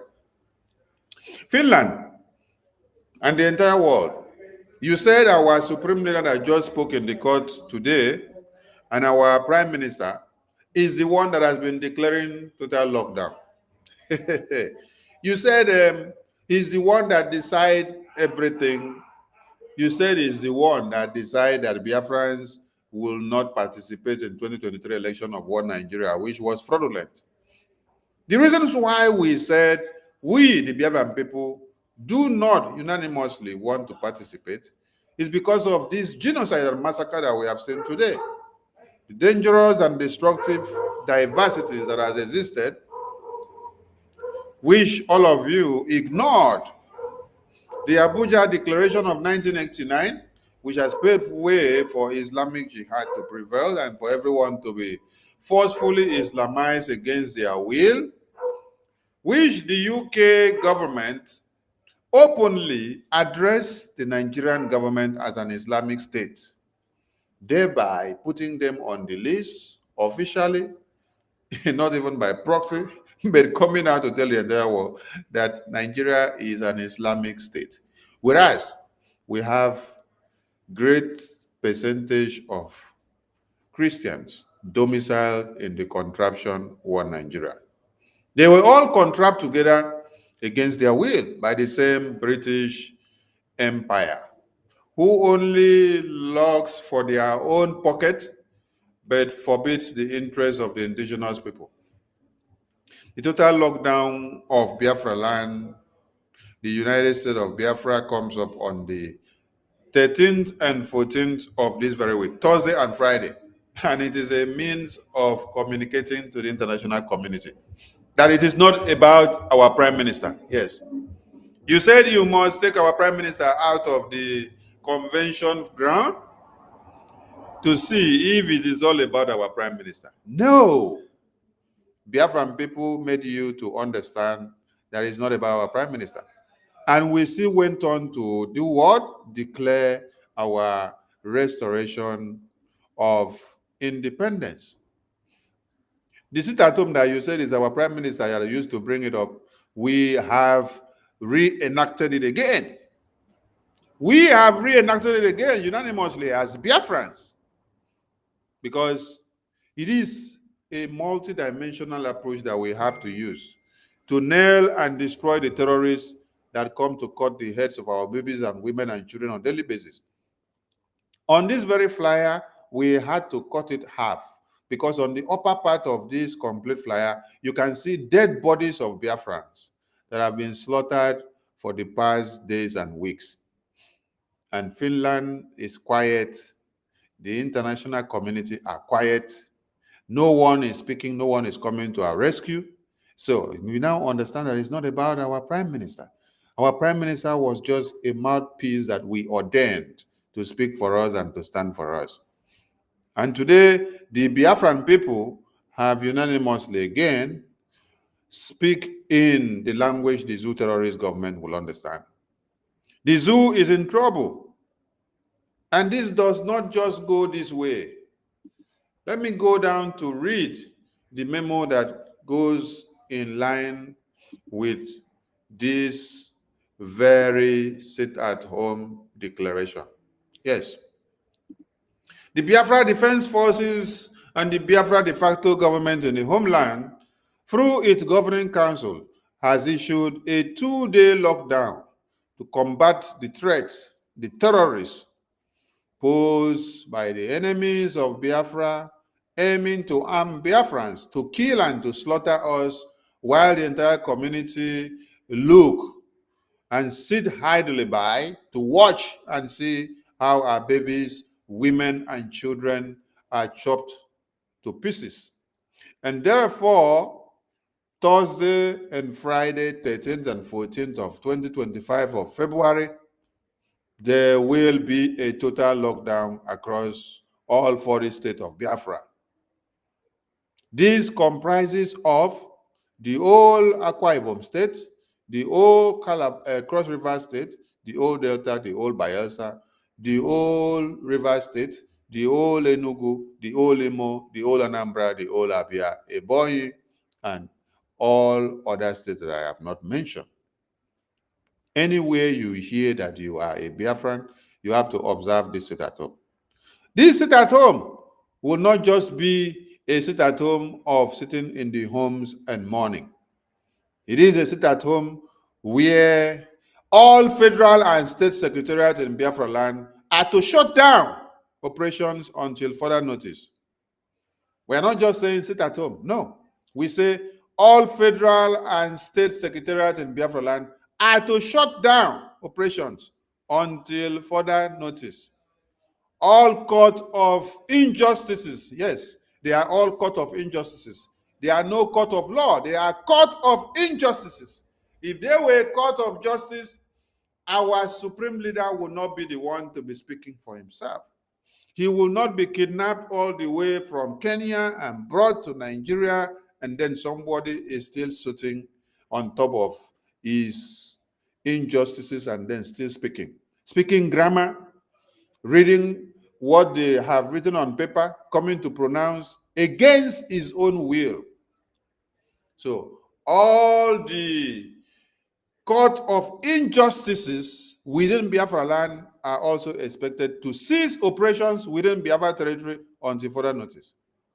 And meanwhile, banks and schools will close during the sit-at-home period and resume immediately after the lockdown. We therefore ask the citizens of Biafra to adhere to these instructions. Stay off the roads and streets of Biafra land as we mourn those who have been slaughtered across Biafra land, reportedly by Nigerian terrorists sponsored in Biafra land. And as usual, observe 2 kilometers. As a Biafran, make sure you observe 2 kilometers away from every checkpoint. Every secretariat, every facilities of the zoo terrorists, barracks and police stations, civil defense units, anywhere you know that answers one Nigeria. Yes, you have to observe 2 kilometers away from those facilities. We don't want to hear and have any Biafran as a scapegoat that the zoo terrorists will use against our own people. Yes, like our leader said, we are here to see that we protect and defend Biafra land. So we don't want the zoo terrorists to continue to slaughter our women and children. So Biafra land must be defended at all costs. But they must understand and know that our two leaders in detention are innocent and they are only there to defend and liberate us. They committed no crime. And it is not about them, it is about the entirety of the Biafran people, which they have taken their cross on their heads. And they did not mandate themselves. We, the Biafran people, mandated them to take our cross. When you look at our declaration document, what you will see there is that we, the Biafran people, speak, we, the Biafran people, unanimously, we, the Biafran people, come together, we, the Biafran people, do this, we, the Biafran people, on this very day, there is no place that you will see that Simon Ekpa or Mazi Nnamdi Kanu or Minister Ajare or Minister Nkere or Minister Betty or Minister Ngozi or Minister Chukwudi or Minister Nnamdi or Minister Tony. It is the Biafran people that are taking their stand to defend Biafra land. Yes, Biafrans have died enough, and we cannot take it anymore, and we cannot allow the terrorists to do what? To continue to slaughter us on a daily basis. And we call on all Biafrans to share the message, screenshot, send the flyer, educate your families back home. And I call also on the media team that they should take their time to educate more and more. We need more jingles on this sit at home to come out. Some jingles will be out tomorrow. I have seen one done by Okute TV. Okute TV, thank you so much. We need more of that from every other person. Do not wait for us to indicate what you have to do. Do what you know you can contribute and then bring it out. Yes, more jingles are going to come out. Let the awareness continue and let everyone know and hear something. That is that. We thank so much to everyone that have been here. And we want to bring something else to explain something to Biafrans. Yes. Now, BRGIE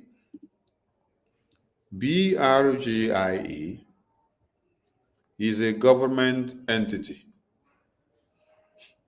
BRGIE is not like we had an IPOB organization before.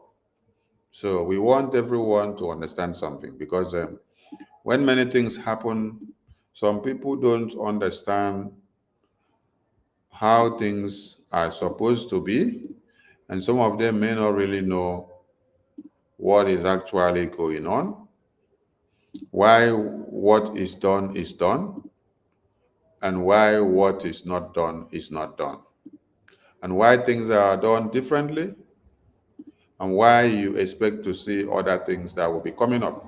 Yes. So we're going to use this opportunity to explain a few things. Now, the Biafra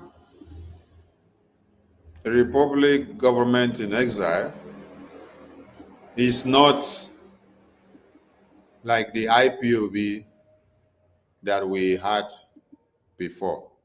Yes.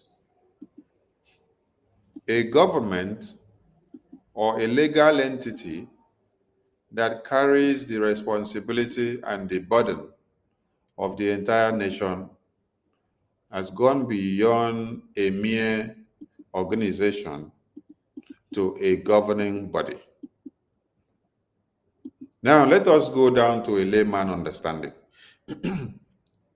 If in America today, Joe Biden stands up as Joe Biden's government has been dissolved, and then he now stands up and then start parading himself or impersonating the governing council of America. Joe Biden stands to be taken to court or to get a court injunction against him, because that is what? Impersonation. So the Biafran Republic government in exile is a legal entity, a governing body of the Biafran people, registered, domiciled, instituted, and well coordinated in the Department of Justice of America. You see, when Prime Minister said, you cannot destroy this government and go, you cannot destroy or betray me and go, some of you did not understand. Not just for you to try to destroy him or to betray him, but this very government of BRGIA, the foundation is very strong. As a legal entity that represents over many millions of Biafrans, this government has a legal attorney. So if by tomorrow I am part of this government and then I decide to do anyhow, I'm given the rules and ethics to follow, I decide to go haywire, the attorney of the Biafran government has the right to protect the integrity of the Biafran government based on the ethics of this very government. So we have to follow that and understand that.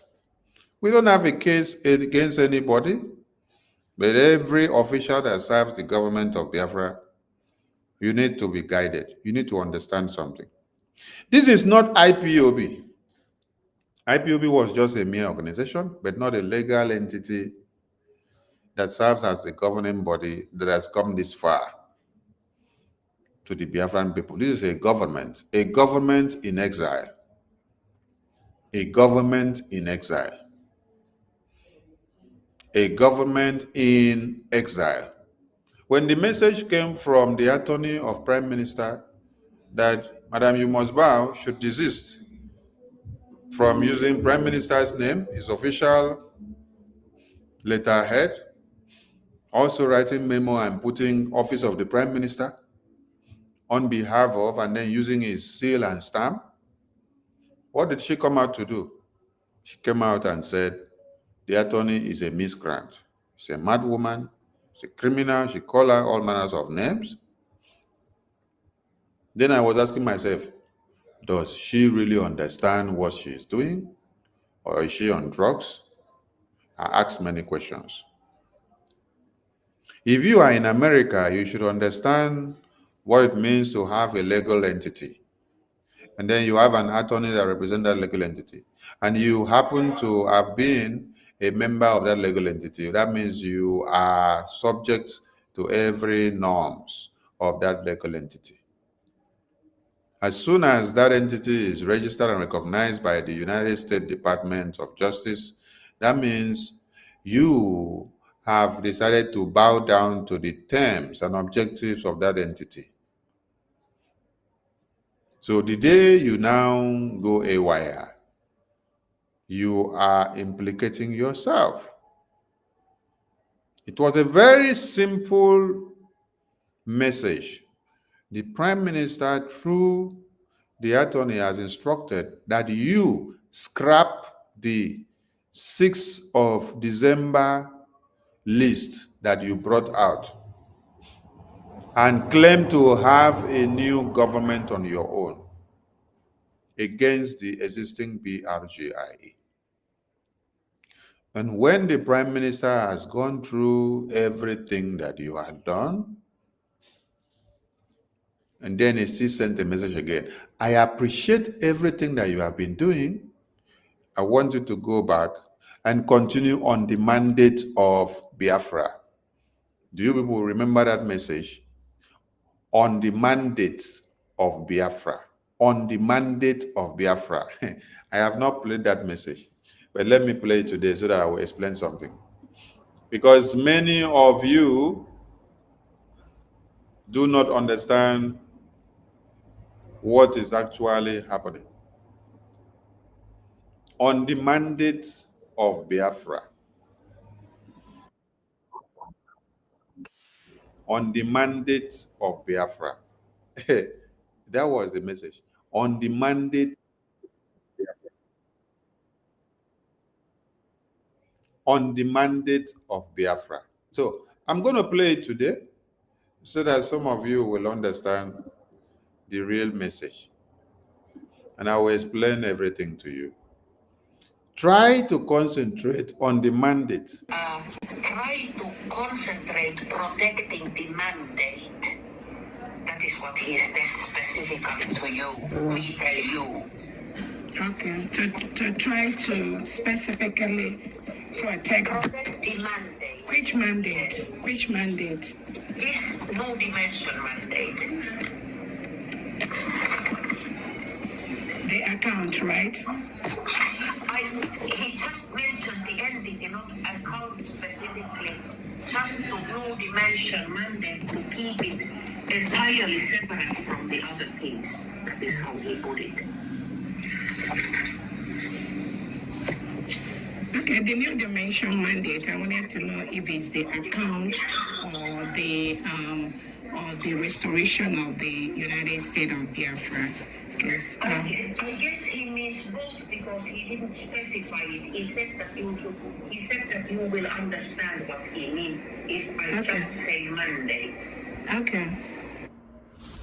Now, if you claim that you know Prime Minister very well and you're working with him, and then after he has seen all your madness, he sent a message that you should concentrate on the mandate of Biafra. On the mandate of Biafra. On the mandate of Biafra, and not to destroy. We had a mandate. The mandate of Biafra is to see that after the declaration of the restoration, we liberate the homeland. We defend the homeland. We protect the homeland. We go for the recognition of the homeland, the United States of Biafra. Concentrate on the mandate of Biafra.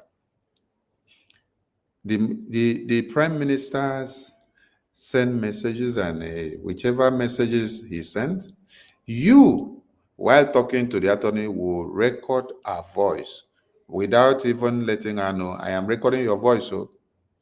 So she will only be shocked that later on she will hear you publish one of her voices. And when you publish, you are turning the narrative to suit your foolish audience that are in the same psychiatric hospital with you.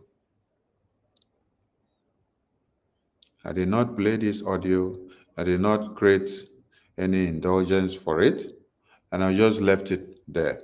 Today, I'm playing it. Now, you guys also went and brought a bill of madness and nonsense to tell Biafrans to go and start carrying guns. After you have collected money from the same Biafrans, deceiving them in fundraising. You still came out and said you are scrapping the Biafra Liberation Forces that was unveiled in Helsinki 2023. You people stood in the convention and say you are dissolving the government, thereby dissolving all arms of government of BRGI. Did it stop there? You went ahead using the Prime Minister's official letterhead to be doing all nonsense, using his name everywhere. A man that is in detention, then you will come out and then you write a memo and say, Office of the Prime Minister. Do you even know that if you are to be picked up just for that case alone of using the official, faking the official letter of the Prime Minister and then you write Office of the Prime Minister, you can go into jail for it in America. Because there is no how a Prime Minister is in detention. Somebody is using his official letterhead to write a memo and then put it the Office of the Prime Minister. And then at the end of the person will use his seal and stamp The person will also sign our own signature and then now put on behalf of the prime minister. Did prime minister say inside detention and then approve a letter to be written and then he write a letter and then you now be the one to sign it? You see, I think this is our BRGIE legal counsel or attorney is actually treating you with kid gloves. Yes, they are treating you with kid gloves. Because if they were not treating you with kid gloves, they would have already taken legal actions against you for the misconduct that has been committed already. They decided to massage your issue with kid gloves. You said you have scrapped the Biafra Liberation Forces, that they are fraud, they are criminals, they are kidnappers. Then you now launch your own and you say you are doing your own recruitment. And then the worst part is that before you even went to go and register your own new group, you came to the same attorney and told the attorney that you are going to register your own new group against the existing government, which you were part and parcel of.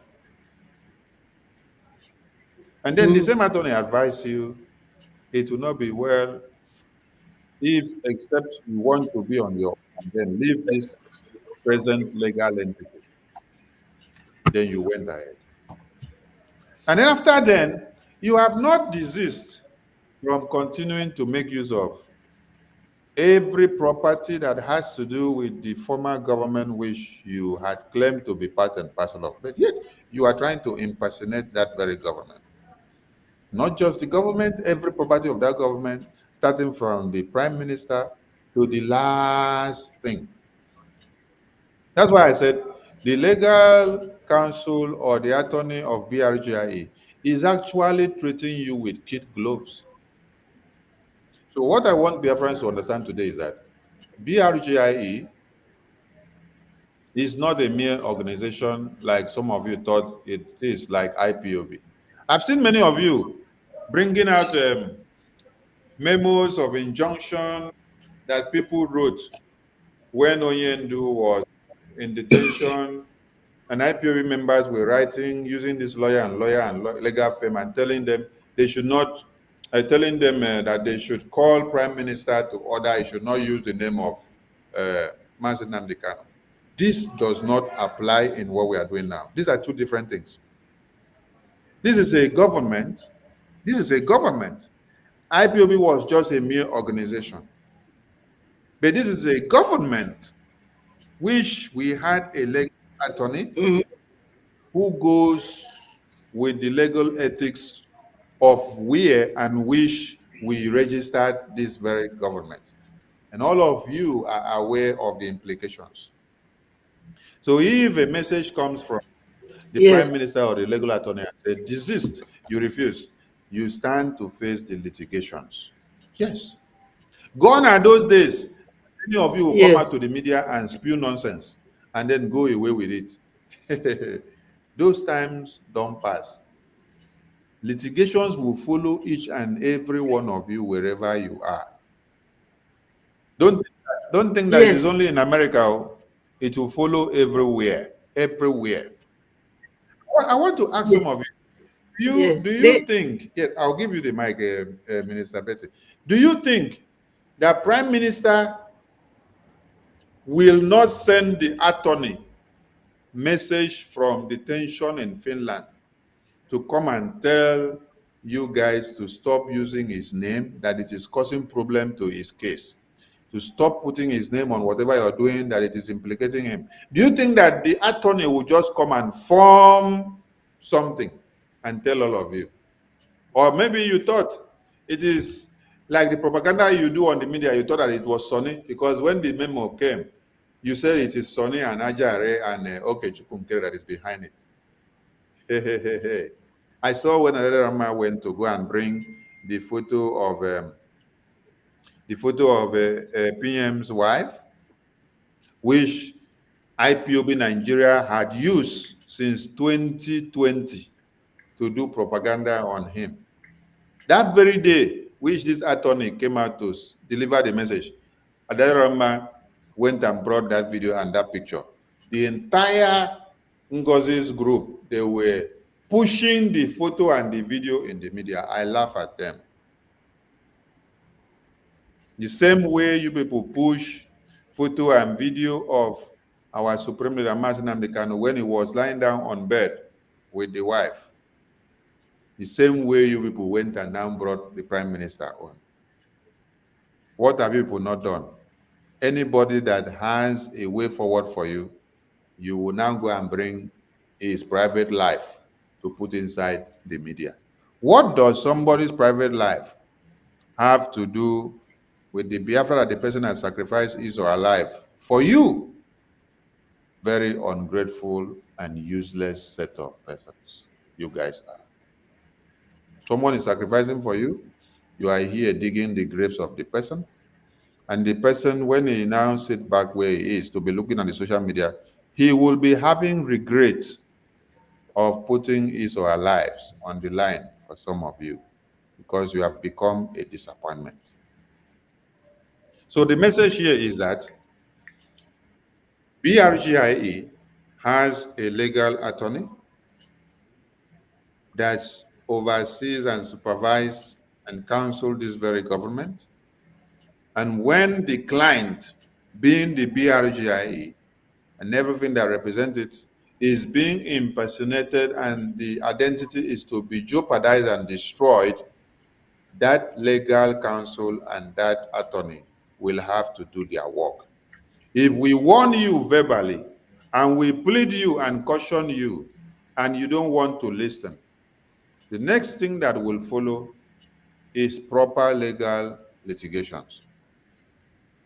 So you guys should not pick offense because Ngozi was warned verbally with our entire group. Did they listen? No, they did not listen. So for us not to have more infractions and more sedimentations of this very government, where somebody will come out and start impersonating BRGI and say, I am speaking for BRGI, you now go and pass a memo or bill or group of meeting and say, you are telling all Biafrans to go and put weapons in their houses, so that they will now, at the end of the day, be vulnerable to the terrorists to go and eliminate in their houses. They never came out publicly and said they have weapons in their houses, and the two terrorists went to the stream, went to the roadside, accosted all of them, kidnapped them, and started killing them, blowing off their brains in broad daylight. How about when they hear that they harbor weapons individually in their homes? Adaja Rama, that they say she is Tiboribo, was explaining this to them, then they knock her out of their meeting.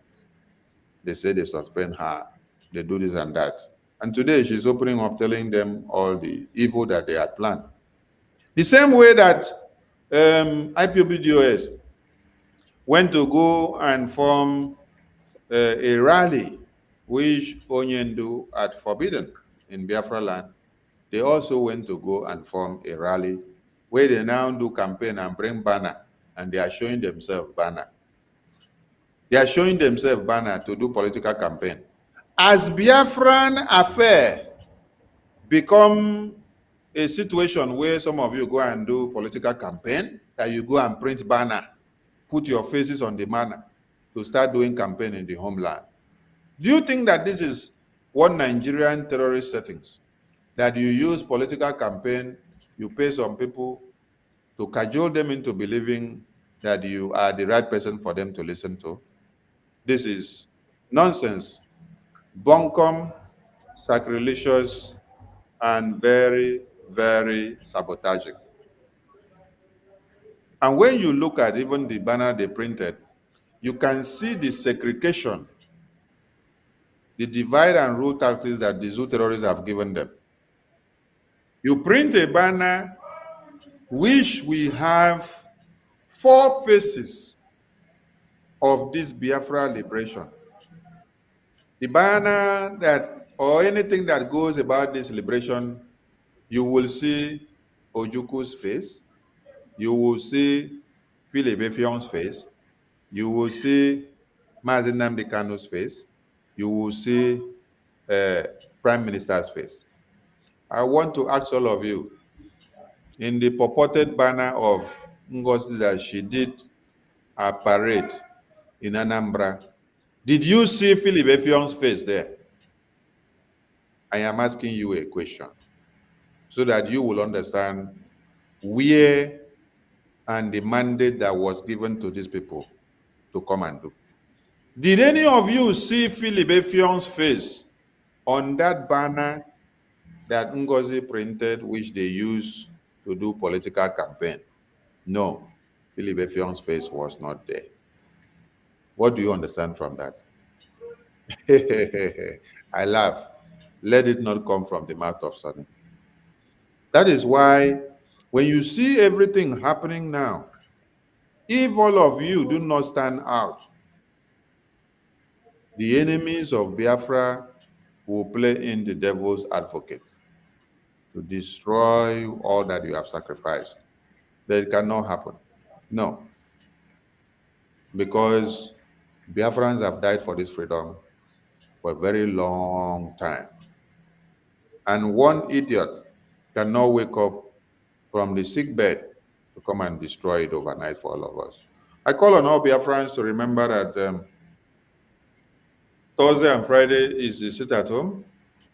And this sit at home, the Biafra Defense Forces will engage the terrorists, and they have been told to leave Biafra land. Their court premises, their civil defense, their checkpoint, their barracks, their secretariat, they should leave Biafra land. It is not a threat, message. And whatever you see, you should take it that way. We did not declare Biafra to come back and sit at home and clap for the zoo terrorists. I can't hear you anymore. I think others can hear me. Let me bring you down, bring you up again. Can you hear me? I can hear you. Wait, let me refresh. I can hear you on Twitter. I can hear you. So, the terrorists should get it well and understand that it is not business as usual if they make the mistake of not adhering to the instructions of BDF and the de facto government in the homeland. They will get it very hot. Can you hear me now? Mazda K, can you hear me? Yes. Okay, thank you so much. So the message is very clear. BRGIA attorney, they did their work to save their client, and their client is the BRGIA. Not just their client as BRGIA, but the entire Biafran people, so that you all will not sleep in your houses and wake up to see that the zoo terrorists have come to slaughter all of you because of the useless utterances that came from somewhere that does not represent the Biafran government in exile. And we call on everybody or well-meaning international communities and individuals who wishes to have a one-on-one discussion with the Biafran government to know more. Please make inquiries properly before you engage anyone, because we have listened to the just concluded interview with Mr. Spencer, who happens to be the one reporting on the Jihadist Watch account. He made it very clear that a lot of people have said, you claim to be who you are not. Let us clear this point very well. And the man was certain, because the person that came there claimed who she was never. Yes, an impersonator. So the memo that came out has been able to clear the air on that. So anyone who wants to reach out to the Biafran government, please make your inquiries very well, so that you don't end up getting the enemies of Biafra to now sway in to distort many things that the Biafran people have sacrificed for already. I salute all Biafrans, Minister Betty, you may have something to say, because I will give the mic to our ministers on the base to say one or two before we retire. Thank you so much. Thank you. I really don't have much. The thing is that recently, that letter that was sent to her represents two things. One is what they call caveat emptor. Let the buyer beware. For those of you who are joining her, and the second thing is that the letter means a notice before action. Because when you go to court, to lodge a complaint to the judge, they will ask you for this.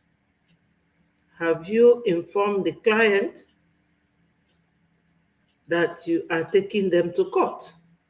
And you will say yes, sir, or yes, ma, or whatever to the judge, and they will demand for it.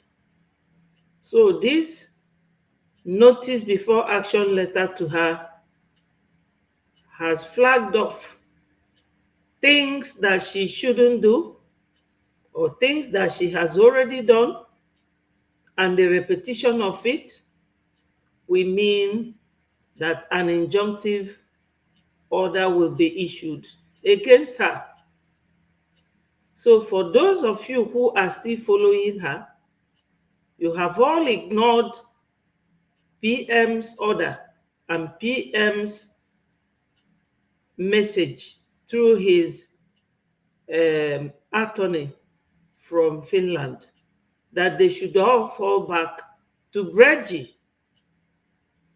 I know, I remember one of the time when I was doing my program on my platform, one of the ladies that used to follow me, who is now following Madame Baobao, said to me, "Oh, is it not, are we not USB now?"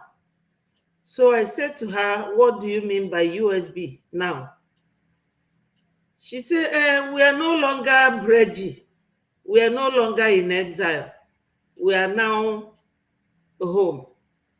So from there, I sensed some ignorance in some of her followers based on the lies which she, used in capturing all of them, because Madame Bao Bao is a full and total, a complete Nigerian.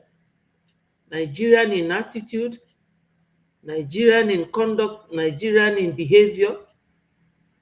The way she shouts when she's talking, the way she uses certain words will make you understand that that woman is like our people are running away from fire and running into the hot pan. We want to maintain a very clear difference between us, Biafrans, and Nigeria. And Ngozi brought it in a big box, dishing it out with impunity. And when you start anything you are doing with a false foundation, my people, time comes when that foundation will collapse. She will continue to cover all her lies with another lie, one lie, another lie. My people, there is still time. There is still time for you to leave that very dead end and join Biafra government in exile. Because when she will be indicted, you will also be included as one of the accomplices of her crime. Because all the things enumerated in that letter, notice of action to her, I don't think that the kind of human being she is, that she will not fall short of any of those listed items of order that she's supposed to observe or to avoid you will be included. And most of the ministers, they know that they were minister under Biafra government in exile. That's United States of Biafra, operating in exile. That's what it means. USB and Breji are not two different things. No. But that is how she deceived you people.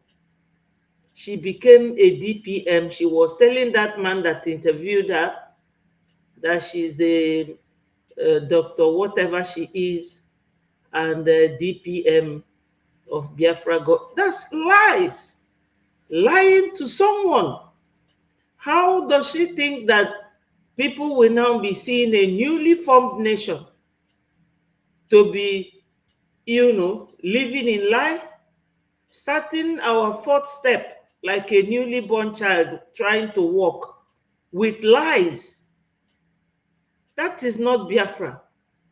We do not want anyone that will come here to deceive our people. So I'm just quietly advising my people. Obukwa na ngasu n'Igbo, nso n'Igbo. Edegokwalu mama unu leta. Na awụ ya. Leta afọ bụkwa. Kpachakwalu n'anya o. Nekwa na ife ọ ga-eme, a ga-eji wee kpụga ya court. And the court America adọrọkwa ka nke Nigeria. Si na ebe afọ pụta bịa tụọ na ego a ga-eji wee na-edifendi obodo anyị. Onye asịkwana na agwara ya maka na Biafra abụrụzikwa oge unu a na-eme IPOB ndị DOS. Yes, we are IPOB, indigenous people of Biafra, but we have metamorphosed now into government. Anyị bụzi government kita, and all the registered in America as an entity. Entity a ọ bụ minu na o nwere ike isu mmadụ court, and na mmadụ nwekwara ike isu ya to court. So unu na-esokwa Madam Baba unu, o ji ọgwụ jide unu, o ji alụsị jide unu, unu ṅụrụ iyi unu aṅụrụ iyi. When they see that you are Biafra government in exile minister, oge prime minister niya, i wee gbakepu, wee jee there. Big evidence against you. Then abịa dee this letter, unu solunya bụ nwanyị na-emebi ife anyị na-eme. In fact, ife ọ na-eme bụ ife a na-akpọ treason. Nya, crime against a nation. Unu niile na-esi eshipishly apụta na abịa na comment section na-agbatọsi ọnụ. Some of you aghọtara ife anyị na-eme ife a. Ọbara ụmụ mmadụ na-aga. Ọ bụrụ nke ga during the war. Ọ bụrụ nke na-aga every day now. Leave that road. There is no way there. That government of onwere legal backing. Iwu adakwadie.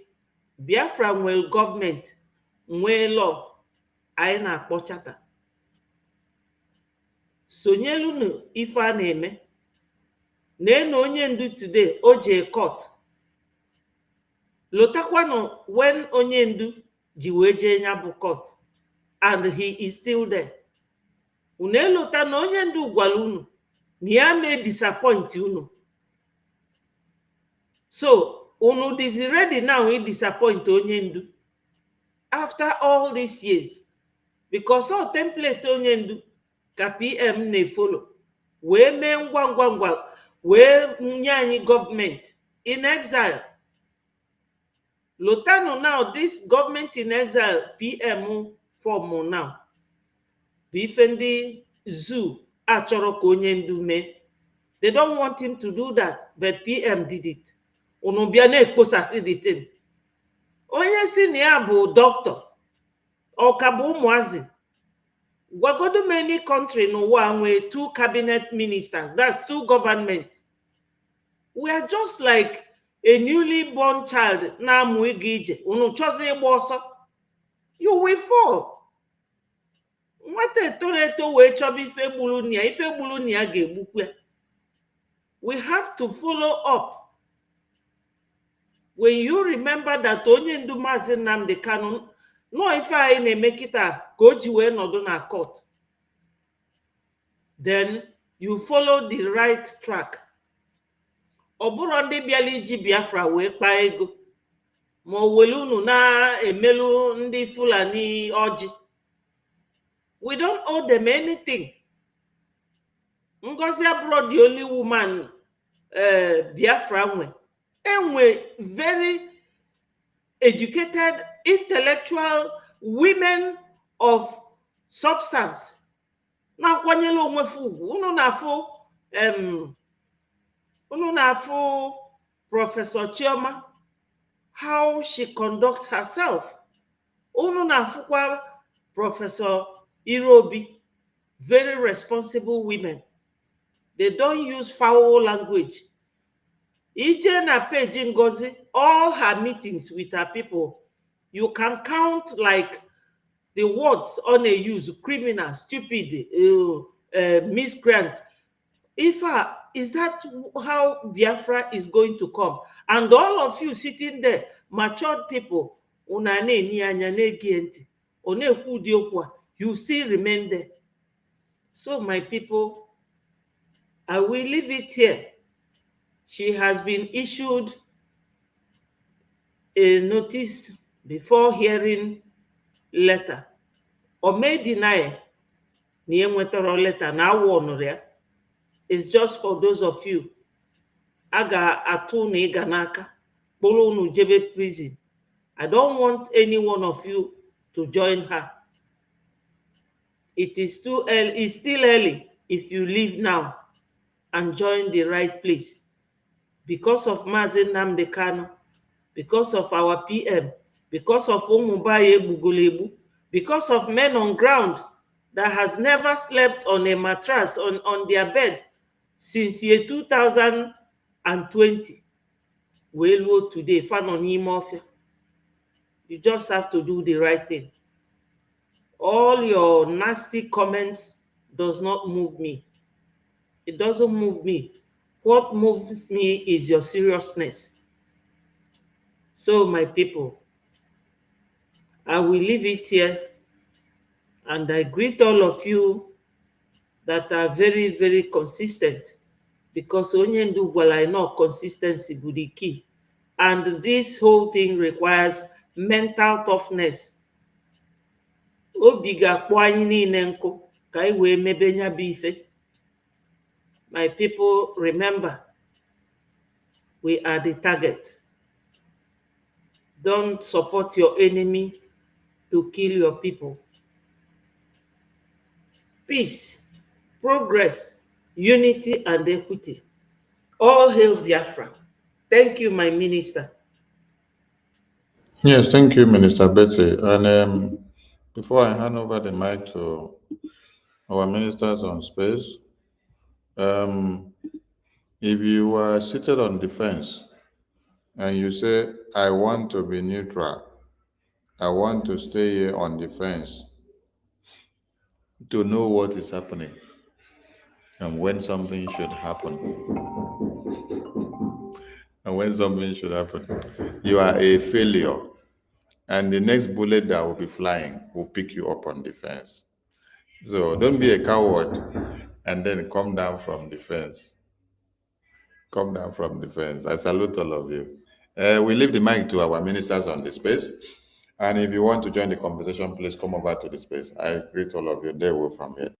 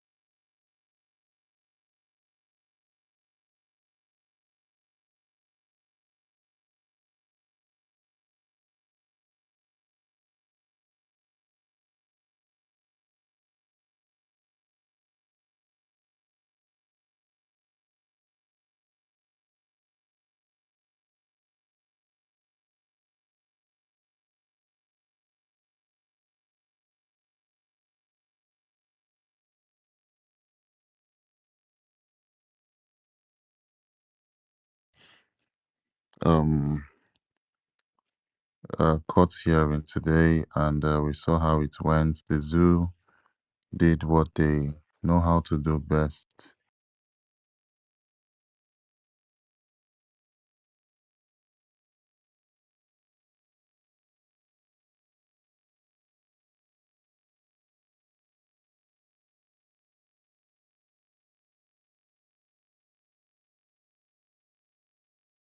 Because our did he wanted to call all of the threat that she was facing, because he literally said it there that he her husband, and her husband is actually a Fulani.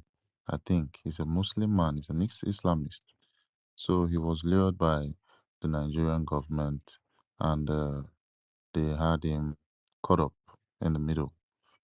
He and also uh his son, that's the son to Binta Yako. And all this was revealed by our Ohamadike.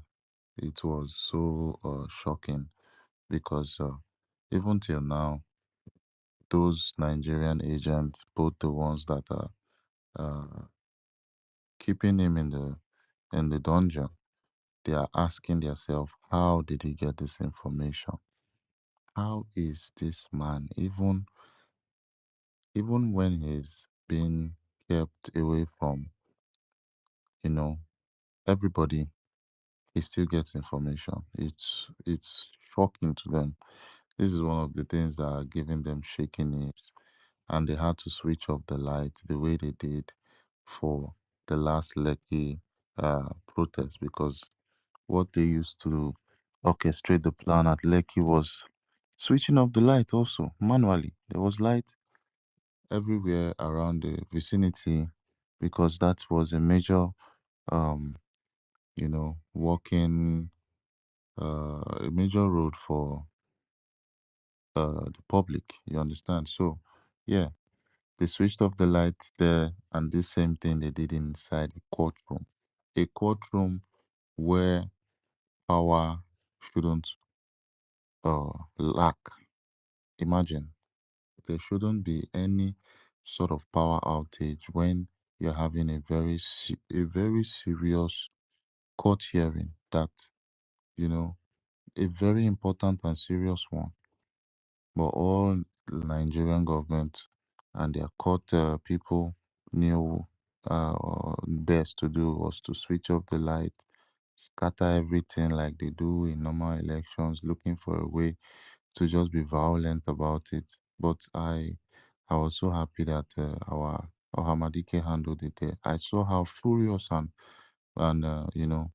how he had all the rage in him, but he never showed uh, physical any physical attempt to deal with anybody there. He used nothing but the truth. What he always tells us.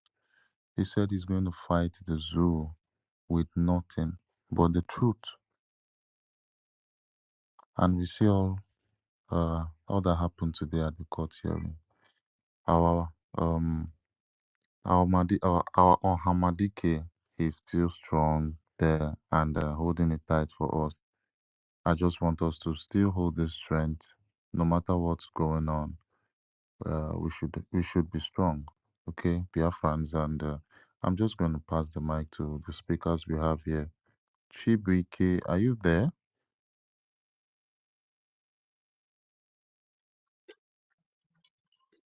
Good morning from you. Hello, good morning, my brother. Yeah.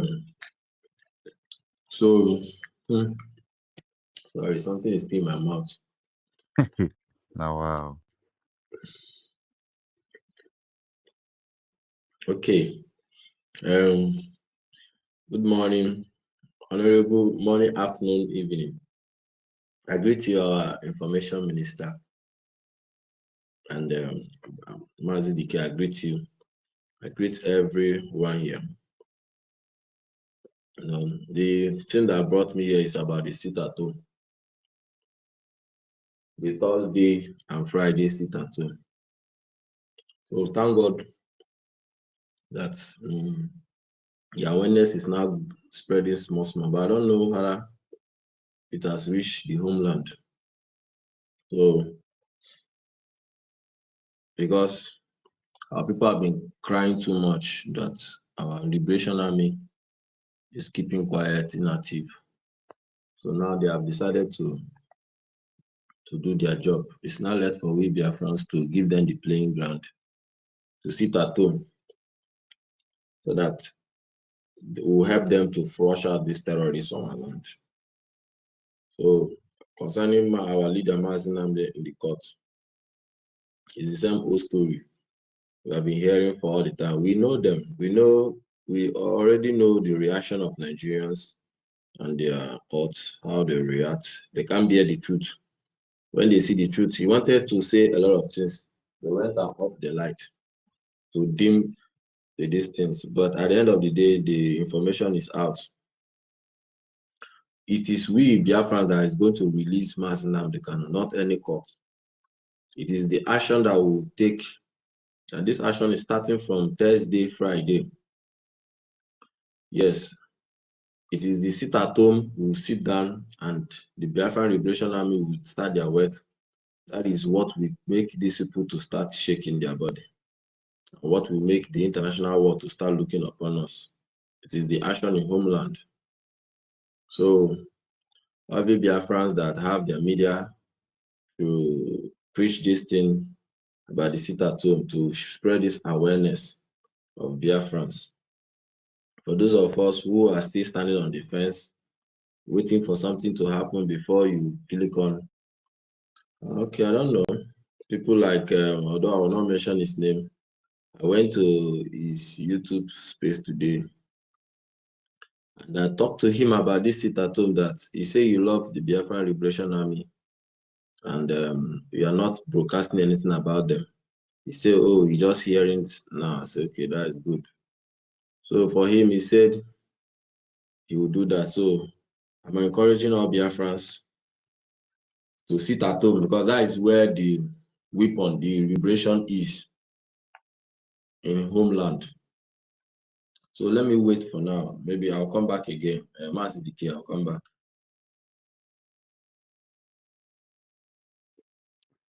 All right, thank you, my brother.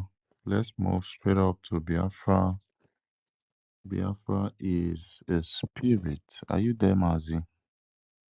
You're welcome. Good evening, Biafran. Good evening, my brother. I want to speak in the language of Ndibo. Suba. So onye m na-ekwu okwu m na-ekwu abụrụ ebe ahụ nke unu na-eme dị mma nke COS onye ọbụla nwere part ọ ga-eteki ọtụ ihe m na-ekwu ahụhụ before Biafra ga-abịa sowe oge nkere wụ ọ ga-achọ wepụta interview onwe ike onye ọ ga-emenwu interview ụta TOS si eme ajụọ ya ajụjụ you understand ajụọ ya ajụjụ ọ kọwara Biafra bifo ekpere sowe ya ị ga-abịasị isowe mmadụ tụwa ego onye ahụ a na-enye gị akaụntụ ihe iji na-eso ya enwere ihe Biafra ga-a na-eso mmadụ ịghọtara ya ọwụgo nnọọ Dr. Damage onye ọbụla ọwụ ya ori iche an interview ka a jụọ ya ajụjụ enidere ịjụ ya ajụjụ ịghọtara tụọ okwu m untulekwe ya chekwe ma ọ ga-aga ọwụ na onye ga-aga unu akọwara ya ka ọchọ onye ọha abụọ ga-eme interview ka a jụọ ya ajụjụ enwere any ajụjụ ịchọrọ onwe ịjụ ajụjụ m na-ajụ ya onwe ajụjụ m na-ajụ so ya why are you looking for ajụjụ? why am I looking for ajụjụ maka Of enwere course. some things eburu ya and odibo nkube ya you understand so for Ogini me dị ya? interview Ogini ka ị chọrọ ka ọ debunk? All the questions m na-ajụ gị na. okay ọ ka m kwuwe the questions m chọrọ ka o debunk eboro ya ebubo na akwụrụ ya $150 million Number one. Yeah, I'm here. No, I can't speak. I'm just saying, actually, miss you and ask to buy. So go aga Kawazibian. Go aga Kawazibian in English.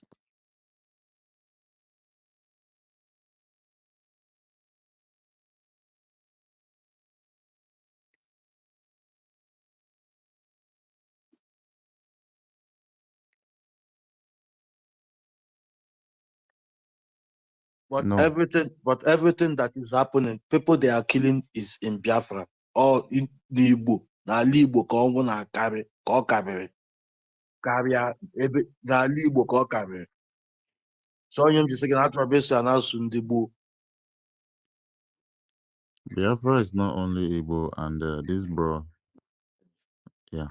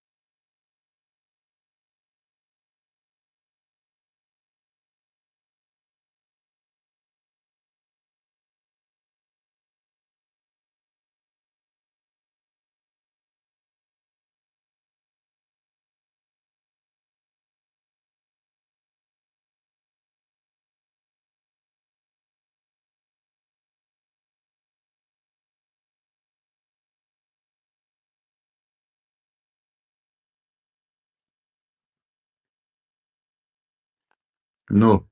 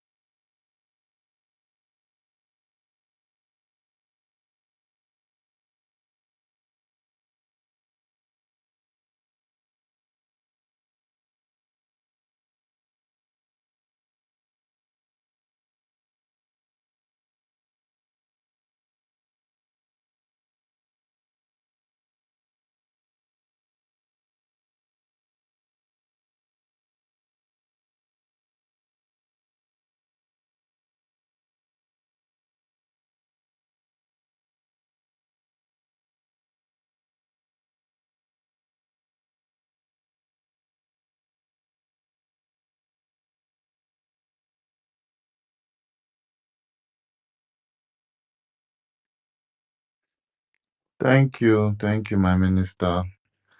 Uh, Thank you so much for handling that way. Sister Eunice, you're up here. You have the floor. Mazda K, thank you. Good evening. Good evening, my Aparawa, our Minister of Information. Thank you for giving me the mic. Good evening, everyone. I can't mention all the names one by one. Please, I just, asked for the for the mic. Immediately, I heard that stupid voice. Biafra is a spirit. You and your likes. You and your likes. You and your likes. You will remain blind until you see something that will destroy you. Since you have decided to remain stupid, even at this point in time, you have just decided not to borrow yourself some sense. You have decided just to be running around like a stupid idiot that you are. You're coming here speaking Igbo, telling us that you want Mazo Genkere to go on interview like your stupid Madam People's Club of Nigeria. So you want him to come and debunk all the lies you people have heaped on his head. He doesn't have that time. He's not a fool that you guys think he will distract with all your propagandas, and the time he has to spend on things that are relevant, you start debunking idiots like you. We all know the truth. Genuine Biafrans know the truth. So you can't drag him into your nonsense. And by the way, Go and listen to our Prime Minister's speech yesterday. He made mention of this, your stupid 150 million that you're coming here to tell him to come and debunk. He mentioned, he made mention of it. So go and listen and have a field day and listen to what you want to hear. You want him to come and debunk. No, you people should still continue. Go on with your propaganda and lies while he continues the work God has asked him to do. You think we are here for your foolishness? Your Madam People's Club of Nigeria hasn't given you much evidence to know that she's working against Biafra. She hasn't given you much and evidence to know that you have to leave her ass behind. What is wrong with you people? Someone came and told you people that Mazi Nnamdi Kanu, that Aparawa Soni, Mazi Ogenkere and Pastor Mama, they were planning with Nigerian government to release Mazi Nnamdi Kanu to come to Finland and disrupt the declaration. And you're still following that idiot?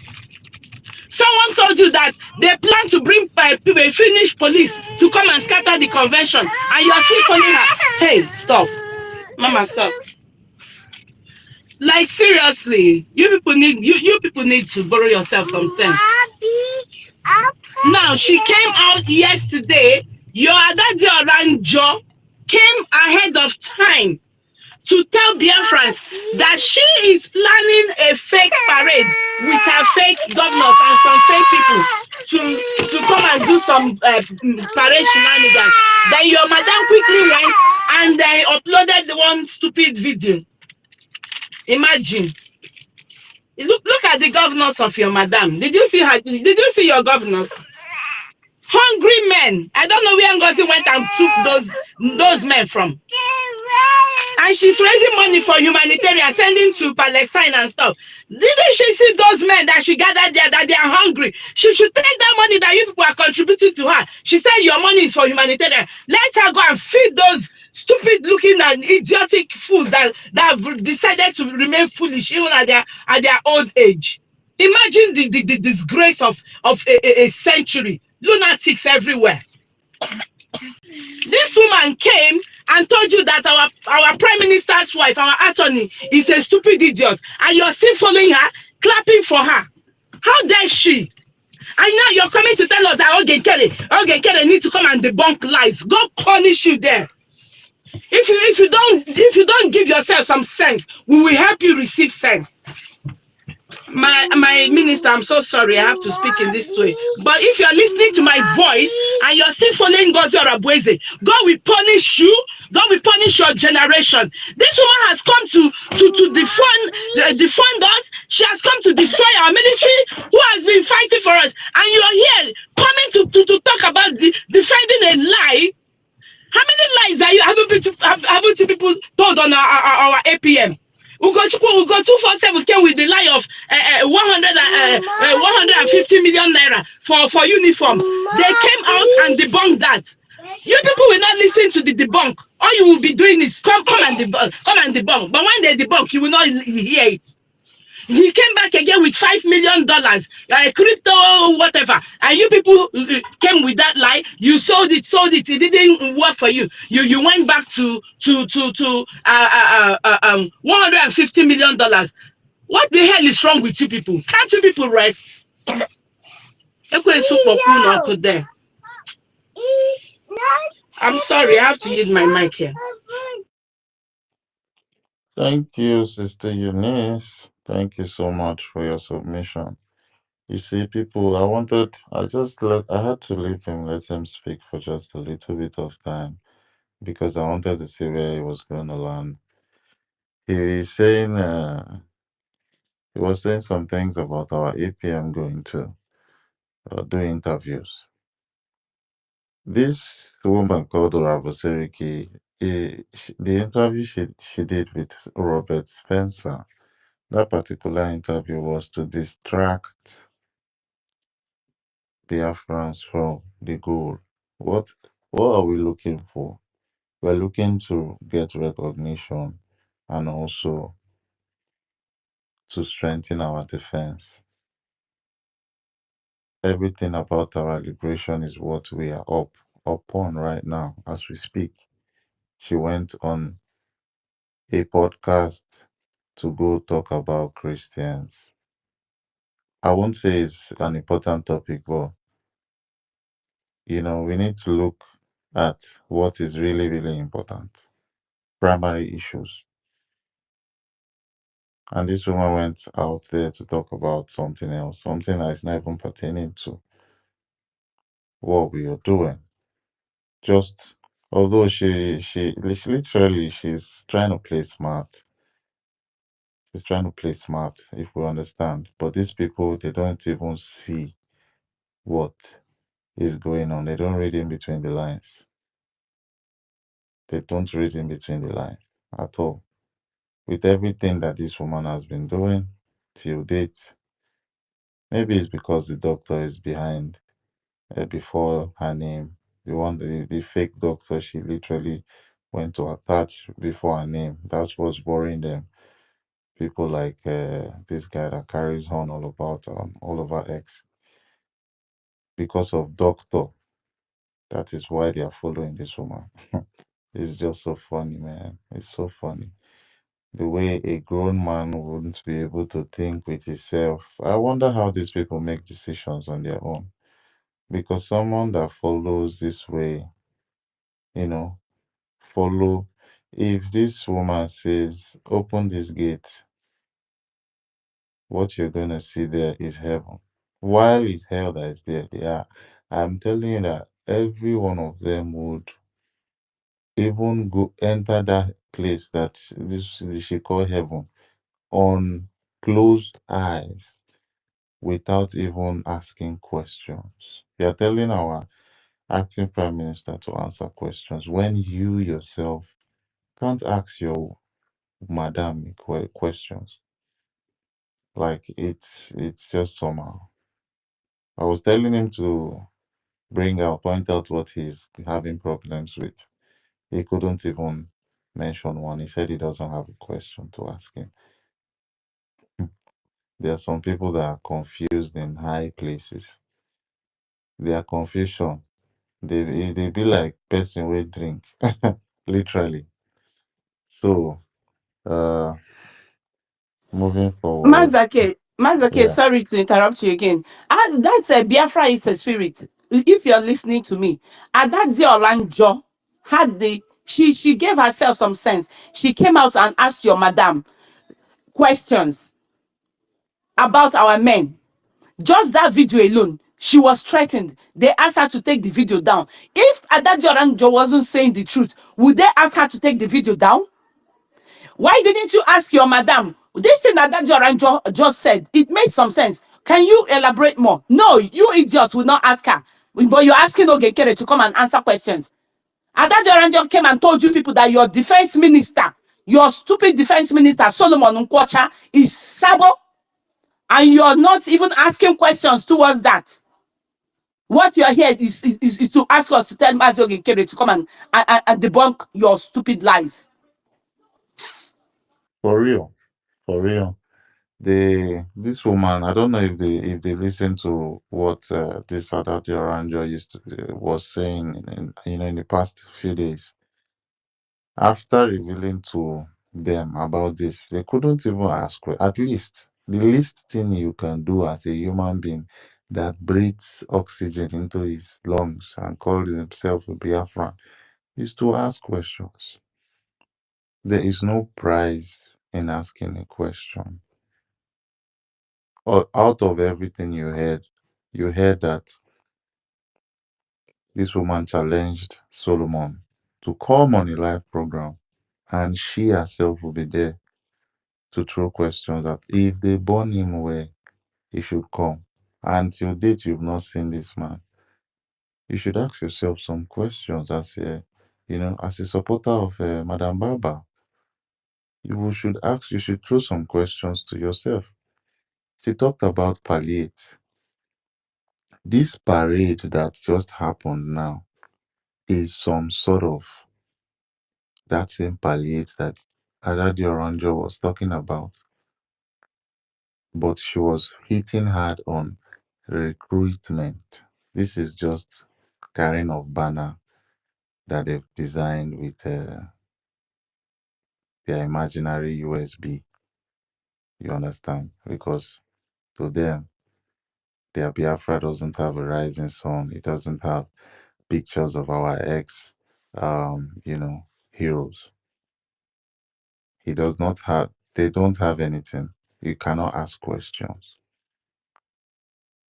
It's so bad. Following people this way, I don't think it's going to. I don't think it is kind of. If you could be paid, oh, but ah, I can't imagine what is going on with you guys. Your head is so messed up to the extent that you believe anything that just passes your way. You don't even you don't even want to know more about what is going on. You saw the way your madam reacted to the letter we gave to her. She came outside, went berserk, literally. She was just ranting and going mad all over the place. Then she came out with this parade dance, a parade. Although, like I said, it's just it's like a warm up for the recruitment, so that she's going to let every one of you gullible people know that maybe she have one or two people that she's paying on ground to, do what she wants them to do. Because all those people, after doing all of those parade, let it be parade for recruitment, let it be parade for carrying of banner. If they are seen by Nigerian terrorist state, I promise you, every single one of you will be victims. This is not a rocket science or guesswork. Adadio Ranjo has told you guys. He said, if you if you try if you try go outside, say you want go to parade, say you want wear one uniform, and that those your hungry looking governors that they said they said they are doing parade comes out. Don't worry now. They're not the one, they go two times. We have all learned our lessons, and our Prime Minister Simon Ekpa laid down rules for us to follow, laid down protocols for us to engage the zoo.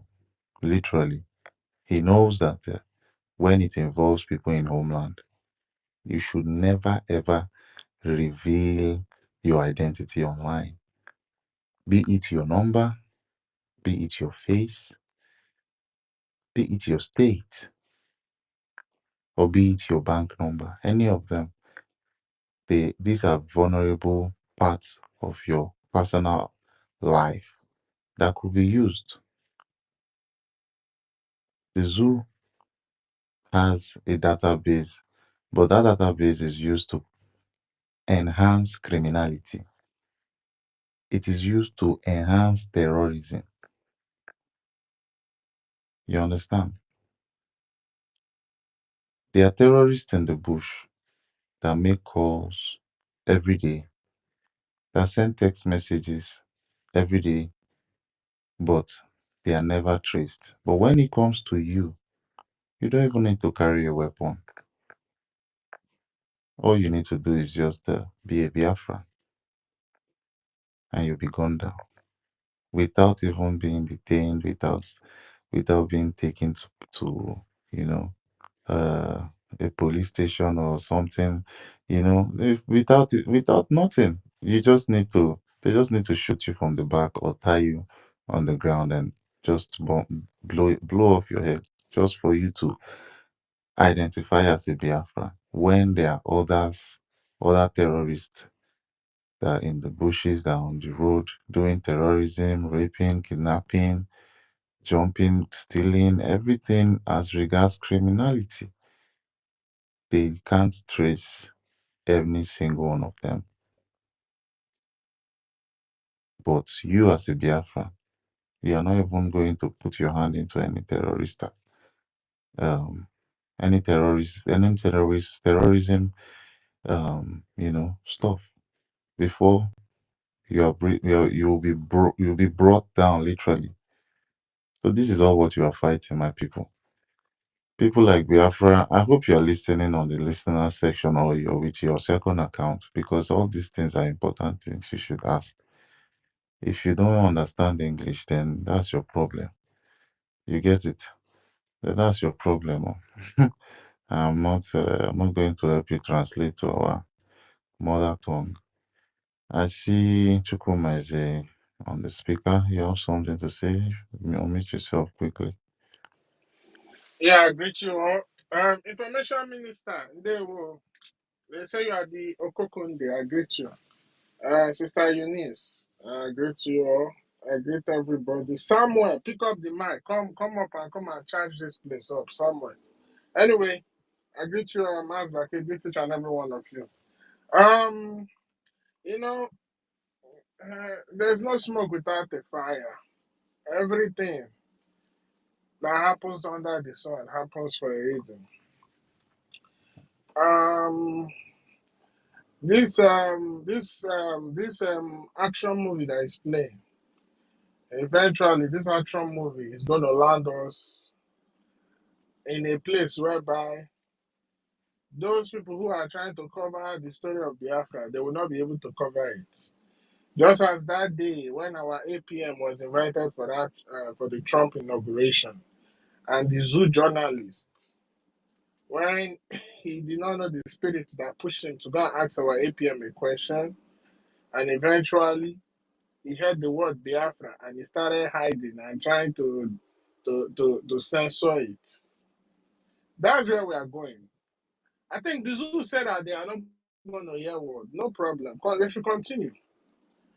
I don't know if my information minister is there. I want to ask you one question, and this question is now that our supreme leader Onyendu has boldly and unapologetically told Binta Yaku she cannot try it because she herself she already agreed to the recuse that our leader petitioned for because she's been biased. And after the whole shenanigans, they ended up nullifying the adjournment. That means they adjourn it indefinitely. What do you think? What do you think? Or what do you think will happen? Or what do you think? How do you think that will impact what is going on? Is it that the zoo will just go and throw our leader in that dungeon that they've kept him for over 5 years, and he will not have to come out to court because the zoo are just is really a banana republic. Because for me, I'm kind of concerned when they say that is adjourned indefinitely. Yeah, I don't know when these people will come out again because every day that there's a court date is always like fire in the house of the enemy and in the house of the zoo politicians, the Southeast politicians. Now that they adjourn it indefinitely, what do you think? How do you think this affects the shenanigan sham proceeding that is going on?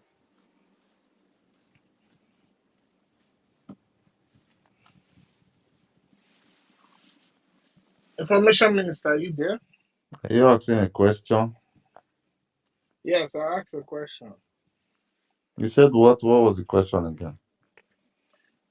Now that the zoo adjourn our supreme leader case indefinitely, what do you think? Because I feel like anytime that there's a so-called fake court date, there's always fire because they have to think the headache of having to come out and defend all the lies that they have been pushing, all the fake court hearings they have been doing.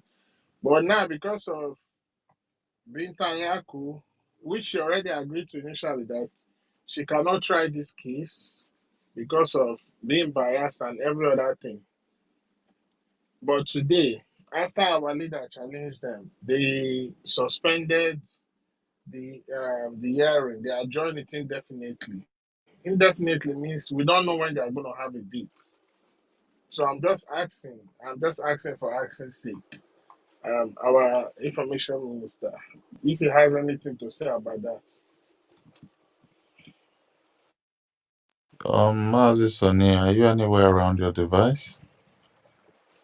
I don't know, maybe it's not good. All right, I think he's not on seat now. Maybe you have to take some little water. Chibike was waving. Maybe he has something to say to us. Chibike, unmute and Okay, Chibike, if you can answer it, please, because this indefinite, I don't. This zoo, they are very, very, very, very funny people. Yeah, you are right. So I don't know. You are right with your assumption. That is Um, the message. hold on. The message there. Was that a question to me? Did I miss it? yeah, the Yes, sir. question was I strong. was just asking because I wanted for me because these people will use this opportunity to put our leader there for another 1 year before they will now say that they have finally decided a date. Because the woman adjourned it indefinitely. So I don't know if you have anything to say about it, sir. Oh, you're talking about Binta Nyako. Yeah, yes, sir.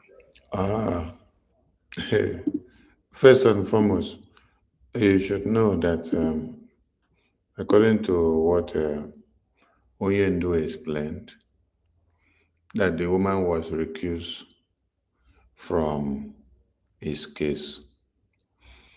Now, before there should have been any court sitting, if the woman had wanted to come back to preside over the case, she should have gone to appeal. So did she appeal? No. Who sent her to come back there? So it's a breach of the legal conduct. That is why Oyendo said, whatever Bentanyaku said today does not stand, and it does not take it, because they are acting against the protocol of legality. So whatever they did there today is shambles. And I also want to remind us, Biafrans, a few weeks ago, the news they were trying to make to fly on the media was that, oh, the attorneys or the lawyers have not seen our leader for 2 weeks now. Oh, we want them to produce him. And then I laughed at them. I said, we have come to this stage before and we have the antidote, we pass it. When you people are ready to produce Oyendo in court, you people will do it. Did we come to ask them to produce Oyendo? No. They brought him when they saw that we did not fall into their game. They decided to fix a date and to bring him on their own. Now they came. They made a caricature of themselves yesterday, and Oyendu now had to trash them in their own court. So there's nothing that they did yesterday in that court that actually has any precedence. It's all about buying time, keeping Oyendu there, wasting their time and going. So there's nothing like suspend the court or shift it or postpone it indefinite. Where or which power gave a judge that had already had a recourse not to sit on to judge on a case, which power now did that same judge now have to come back to sit on the same case? Before, when they said Onyendu has been discharged and the Supreme Court or the Abuja Court or Justice Nyaku's court don't have the power to sit down on the case or to try him again. Why? Because Nigeria committed an international crime. He should be taken back to where he was brought in because they have violated international law. So that has already made one Nigeria to lose the entire case, that they cannot try him in one Nigeria. Have they obeyed that court order? No. What did they do? They went to go and get injunction by themselves and for themselves to stand against the person that they themselves kidnapped. So nothing that the zoo is doing now is standing according to legality.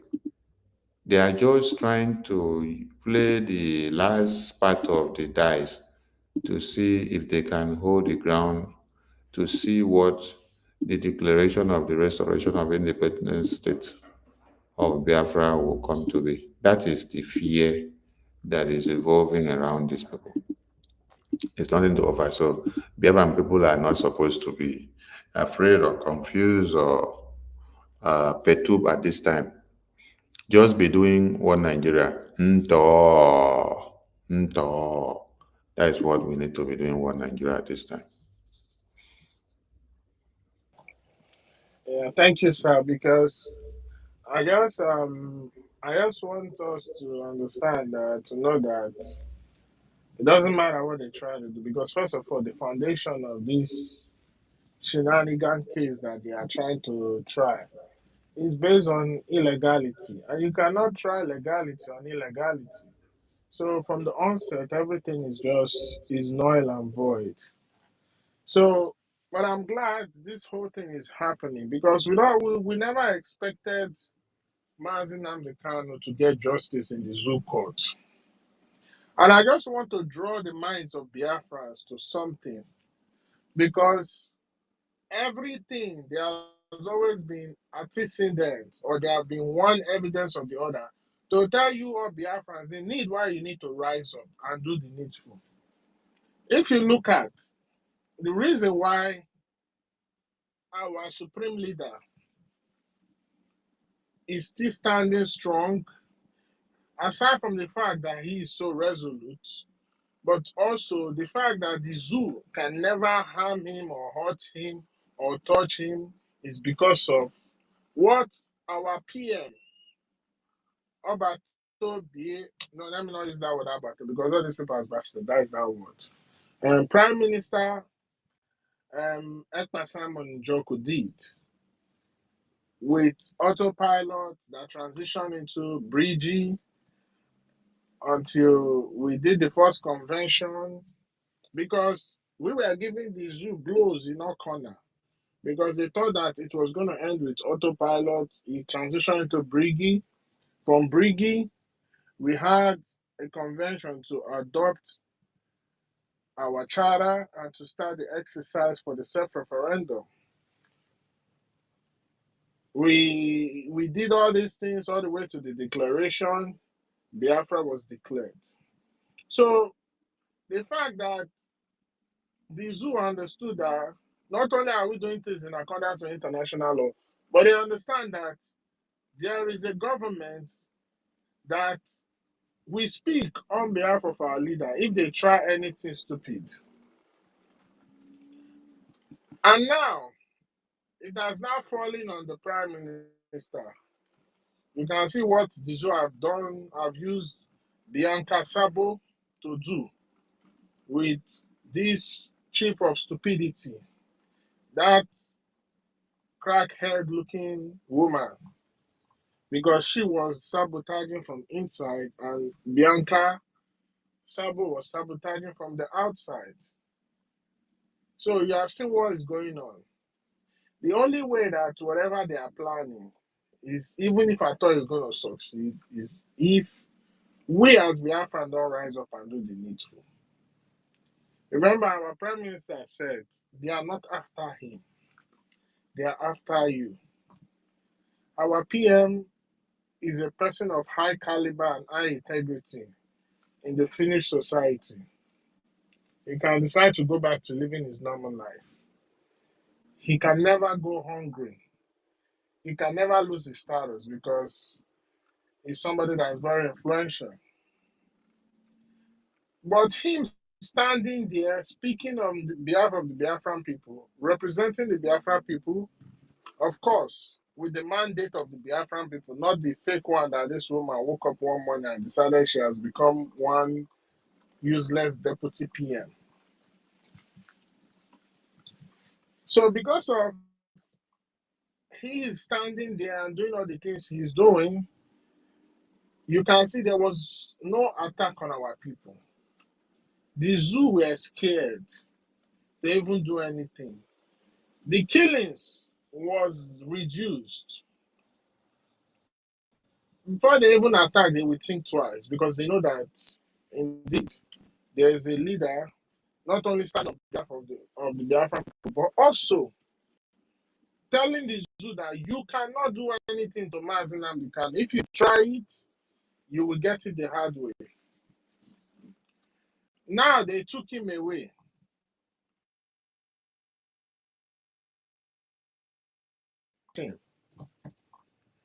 What a shame. If I've not learned anything in this liberation, is one thing I've learned is those who you think you trust are those that will end up betraying you at the end. Because I never expected this with their reputation and their history in terms of freedom fighting for them to do it. I never expected. But like we say, we are not going to put our hope on any country. We will not put our hope on any man. We will put our hope in ourselves and we'll put our hope in Chukwokike. Because within yourself lies the power, the strength, the wisdom, the knowledge Chukwokike has given us to go out there and grab our freedom.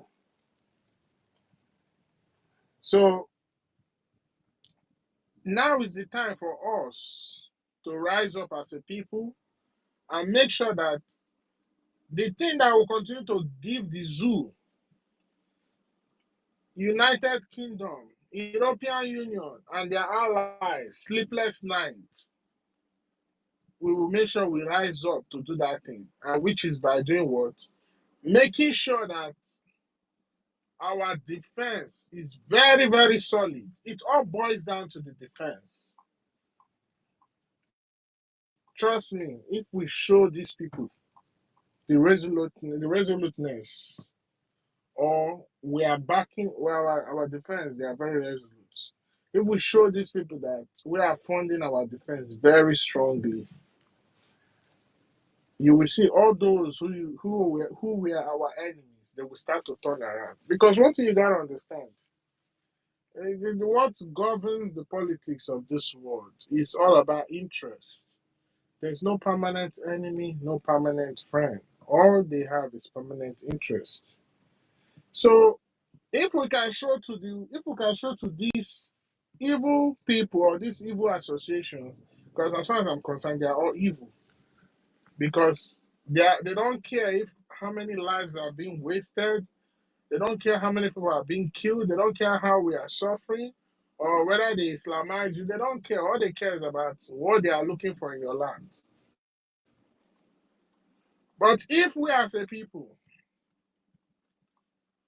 and this is what I want to say, in as much we need everybody to come on board, but one thing I want you to understand is it only takes a few people to go and get freedom for the entire nation.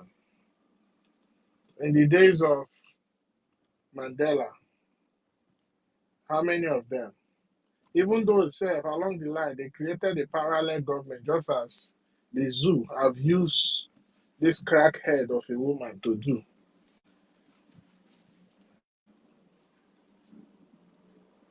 In the freedom of the Malaysian people, it only took a few people. During the Jewish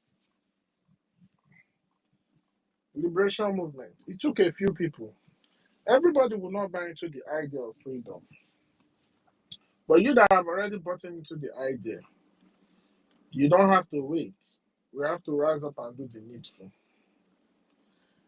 Now is the time that necessity is needed. Go into your rooms, think, what can we do? What can you do? Because of who we are, because of what we are fighting is a just cause. If we even if it is, let's say we contribute 1,000 Ejima, Chukwokike will multiply the effort of that 1,000 Ejima to 100,000 Ejima because of who we are and what we are doing and the effort we are making. So it is time, I want to call on all Biafrans, those who have bought into this idea. We are more than 200, we are more than 500, we are more than 1,000. We can do something that will shift that will become the cornerstone in what we are doing. Like I say, it only takes a few genuine ones to bring freedom for our own entire nation. And trust me, after this, our names will be written in gold. So please, most especially those of you in abroad, those of you in Europe, those of you in America, Asia, wherever you are, most especially those in Europe and America, you can explore different options. You can do something. Don't tell me you cannot do anything. You can do something. Look within you, within your environment, what you can explore because your country, your nation needs it now more than ever. If we lose this opportunity, we are good as gone. I am telling you. Even the air, even the water will reject us. Because what more do you need from Chukwokike that he hasn't given to us? He gave us leaders. He gave us leaders with wisdom, leaders with courage. He gave us men and women that are ready to sacrifice their life to ensure they defend our land. Most of our liberation army personnel, before they were born, they were already assigned that this is what they are coming to do for Biafra. Chukwokike planned it out that way. So if he has given us everything, what more can we ask for other than to rise up and do the needful? And that time is now. That time is now. So I want to call on us. Just as the PM was standing for us, now is the time for us to stand for him. Trust me, once we do this, Biafra will come faster than we imagine. Your freedom is in your hands. You don't beg for your freedom. Instead, you go and take it from the enemy. And we are going to liberate our lands, village by village, community by community, block by block, rooftop by rooftop, region by region. I don't need to come here and teach anybody anything what they need to know about this freedom we're fighting for. The danger is already facing you right there in your face. The only thing that calls now is for us to take drastic measures, drastic actions, which is to make sure that we fund our defense so that they can in return liberate our land, so that we all can go home. I'm sure a lot of us want to go home. I'm sure a lot of us want to go out there or travel around the world with Biafran passport and be proud to call themselves Biafra.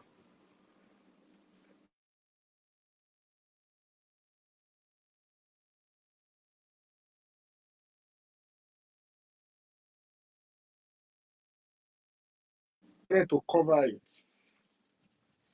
But as soon as you tell them that you cannot cover this light, that this light must shine, you will be the most well treated human beings in the world. Because they know that anywhere you step into, you bring light, you bring enlightenment, you bring good luck, you bring good energy. Because that's who you are. You are the beginning of creation. It all started with you. Everything that creation needs to excel is embedded in you. And who wouldn't want to tap out of it? It's just like a woman who is due for marriage. You understand? Everybody will be coming to the house of the family to want to come and pluck that flower, that beautiful flower. It's the same way you are going to be as a Biafran. So please, our PM, our leader, they all need us right now for us to stand in the gap for them. And the only way we can do it is by rising up to do the needful. I don't need to tell you what time we find ourselves in.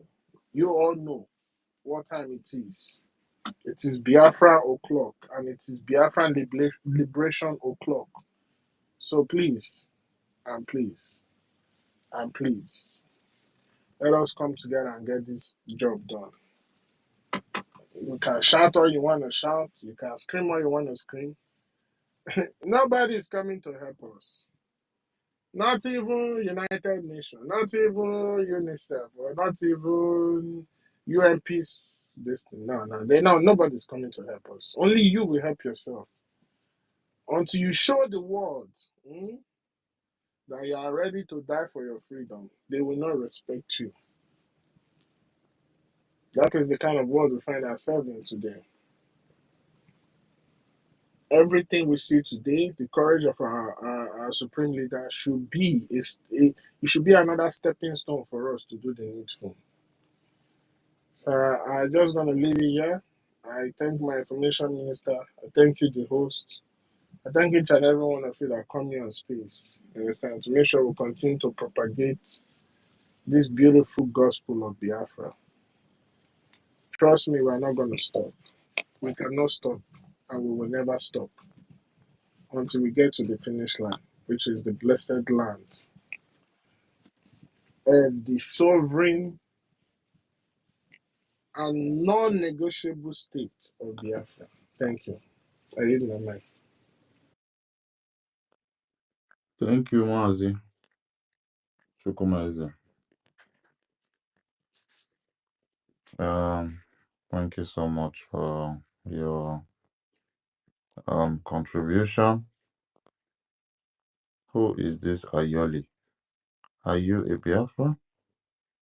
Let me just do a little bit of check back on your account quickly. This one that Yeah, you can. Ayole is a Biafran. He's always on Pastor Baba channel. You can give him the mic. Yeah, I just wanted to check his profile so I confirm because they could just clone someone's account out of the blue. Mazi Chibike, you have something to say? Please mute yourself quickly.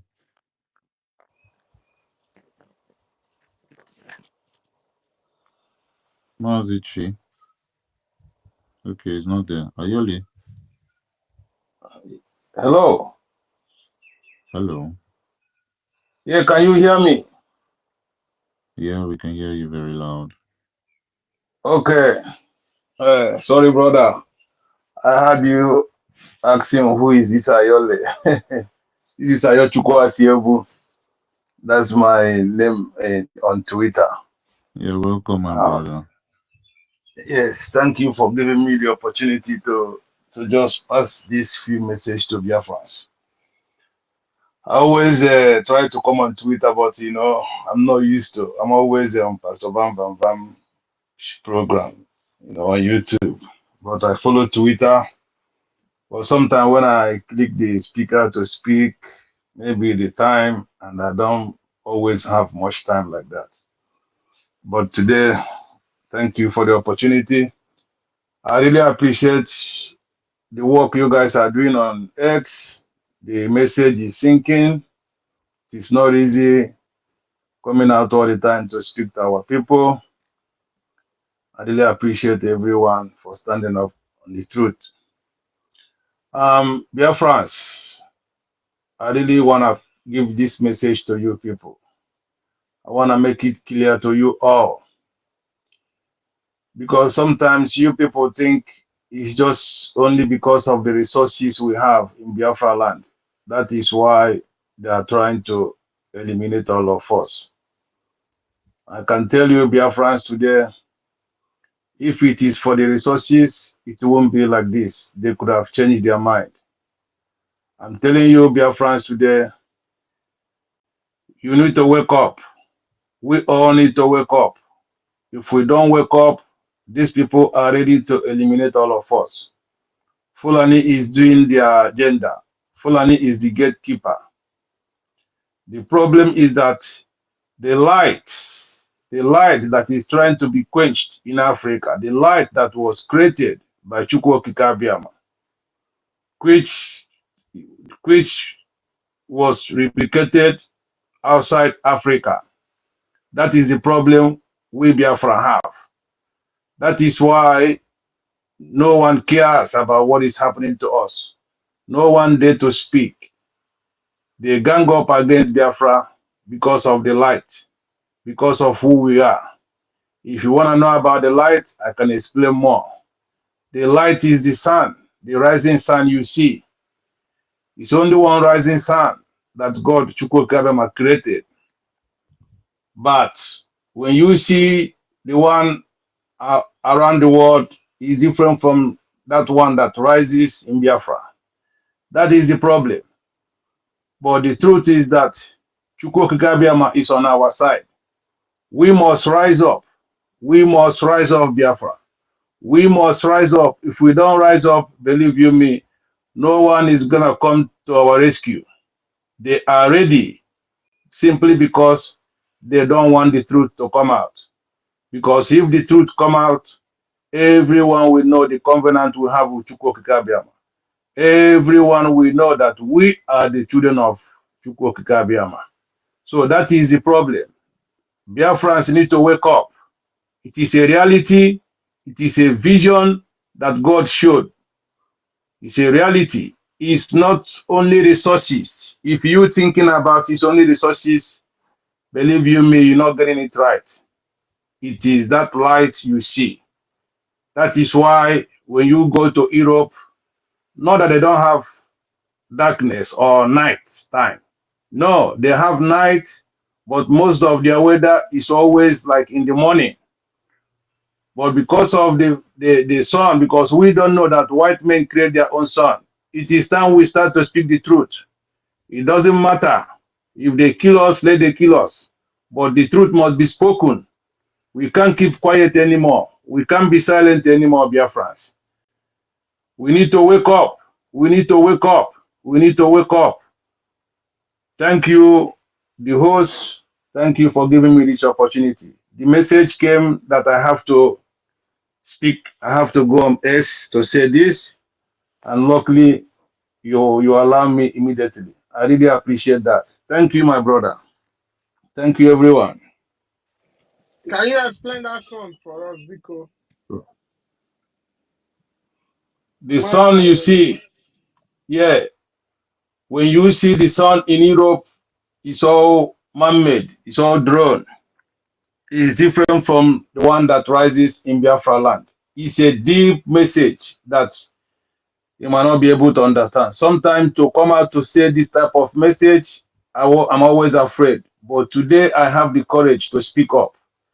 That is the real problem, brother. It's not about resources. It's about the sun. The white men came and they saw the handwork of God in Africa. The sun you see, brother.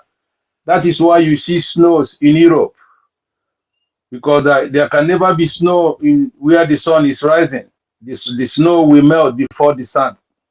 So, but you can see where a sun and the snow is mixing together. What does that tell you? It's a common sense. That is the reality, brother. Because they turned they invented education. They use education to control people. They believe that they have conquered everything by turning the brain of human beings around. But the reality is there, and that is why our skin is black. It's just like when you buy a brand new pot, you put it in a fire, the bottom is gonna turn to black. That is the fact. The fact is that it's not just because of the resources we have in our land. No, it is because of who we are. That is our main problem. Thank you. Yeah, you're very correct, my brother. Thank you for putting that out to us. That's a very nice teaching for the fact that snow doesn't snow can't be produced on that sun, our own particular sun. Then makes more sense. It makes a lot of sense. So thank you, my brother. Thank Uh, you, brother. I yeah, appreciate thank you your so work. much. Thank you. I see a new speaker in on the speaker section. Joseph, are you there? Joseph with the Trump logo.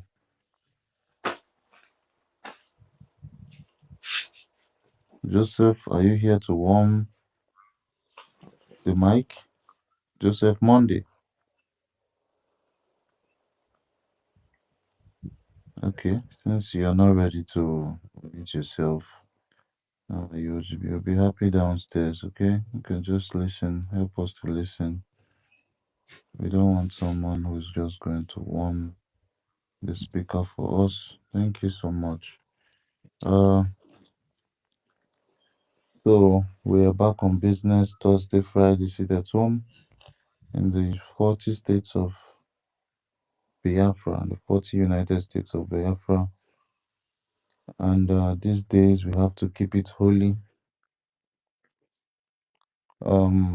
We all know the reason why our prime minister is, sitting in this detention, answering questions and waiting for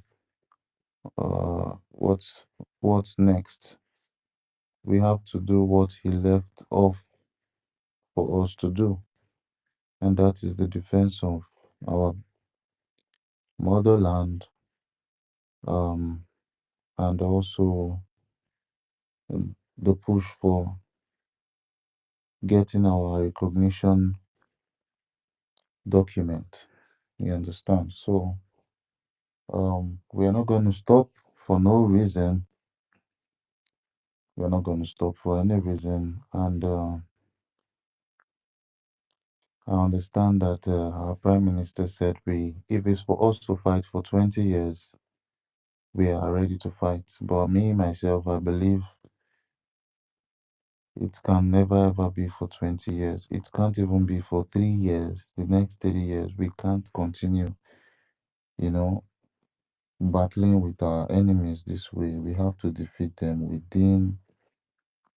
within the year, within this year, and before the end of this year, we should have gone very, very, very far on trying to get our recognition and also the defense. Where I see coming ahead of us is something that I actually know that we are going to hold it. We are going to hold on to it. I'm going to hold on to the defense. We are going to make the zoo very confused about what's going on as regards insecurity. Now, there is no Prime Minister Simon Ekpa to tag insecurity on. There is no Martin Amdekano to tag insecurity on. That was the reason why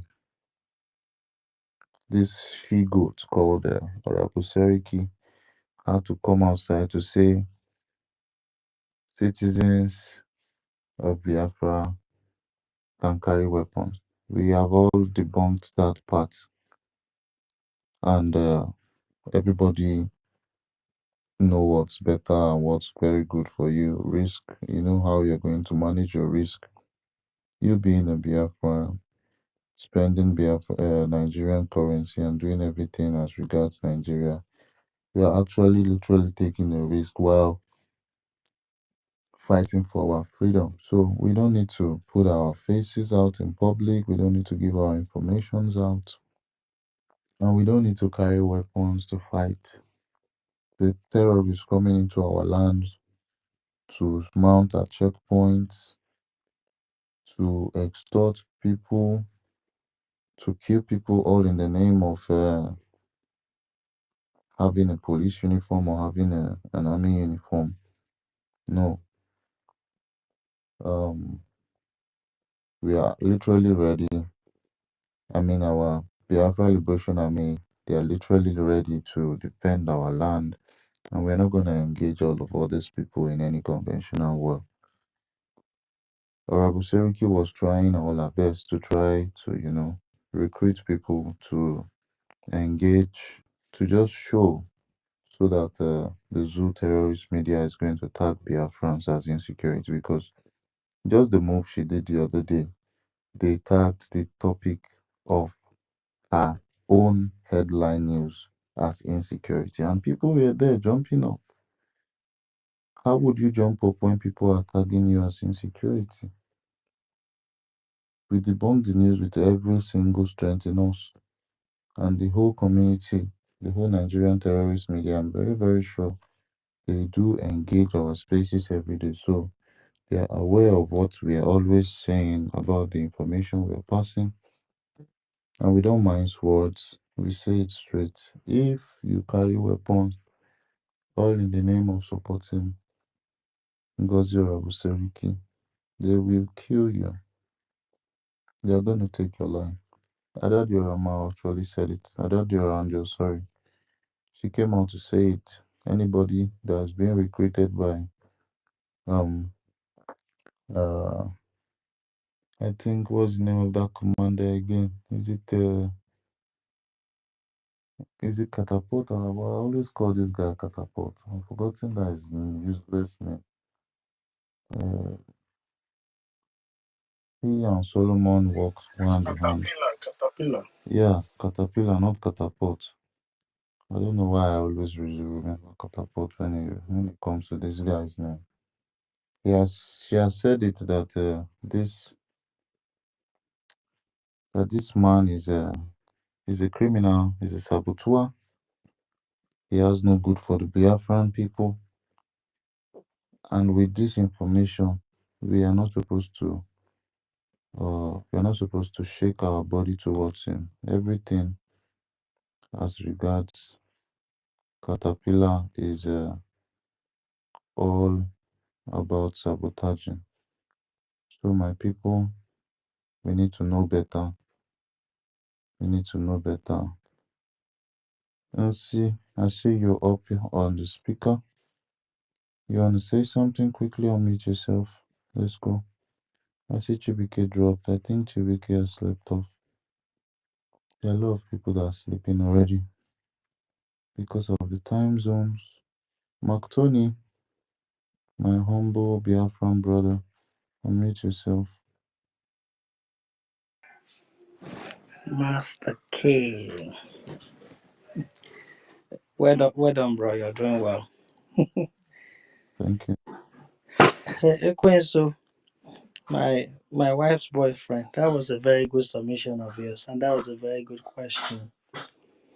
And I believe in what you said. I beg, oh, who help me go pay the bride price? I beg. Because I now I still don't the even. wait. I still the wait till the day I go see you one on one. Who help me go pay my bride price? Ekwensu, do you know one thing, man? How this whole thing started, there was a day, I was just like, okay, come and even listen to what we're doing. And funny enough, she just came, and then I think there was an argument between, was it you and Americano? And then you were trying to say something. Americano was like, Ekwesu, Ekwesu, Ekwesu. And she just heard that name, and she was like, she just fell in love with that name, and it was just laughing and laughing. You don't even know the meaning of this name. So why? He said he just fell in love with that name. Okay, that's fine. And after that, anytime we're like, just sitting and then we're talking about Biafra, and then she will say her own mind, just analyze one or two things. And then by the time we'll come the next day to listen to the space, exactly the same analysis she made about a particular topic, by the time you two will come the following day, you'll be saying the exact same thing. Like, okay. So, I think, yeah, that's how the whole thing started. I'm like, okay, probably you guys have something in common. Then probably that's how you became my wife's boyfriend, but that's okay. So like I was saying, your submission was pretty good. And like you said, I just want to concur to that.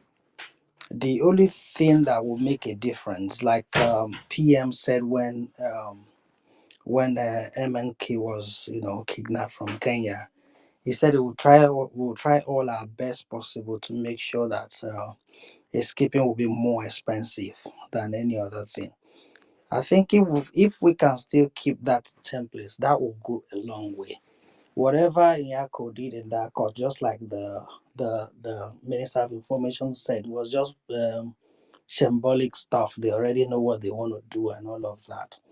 So the only thing that can happen in between, would depend on the kind of language Biafrans will be speaking, and that would change the whole lot of things. I think that's my take on that question of yours. And Mazda K, you mentioned what this Aruba Fulani talked about, people carrying arms. And then there was a guy that came, was it 3 or 4 days ago? I'm like, yeah, why are you guys saying we shouldn't carry arms? I was just listening to that guy. I just remember somebody that, who were just, talking, and then we were doing something, and they just give that guy a gun. Do they think gun is just something that we just see and then you carry and think you can? It's not everybody that can do that. I've seen somebody they gave a gun to, and then it was just peeing on himself. Gun without any granite inside, But the thing is, I don't know how most of our people are so gullible, and then they are not even gullible; they are just fools, like those people that in the bush somewhere. I was about asking yourself. I was about asking you, Mazaki, have you been able to locate your own governor? Because I learned that we all have governors now. Though I saw one of the people in the bush. All those hungry men that are looking for money to buy clothes to wear and food to eat. My dear brother, I was shocked when I see those people.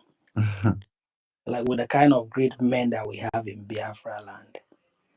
Yeah, it was so shocking, and then their face and everything was just there. I just concluded that okay, those guys were paid. Some of them didn't even know. By the time you look at their faces and how they were looking, you know that some of them didn't even know what they were there to do. Me looking at their faces, some were trying to cover their faces and all of that, but unfortunately for them, they've messed up already. But anyway, God will help them. There's something I always say, and I'll say it here again. You see, if you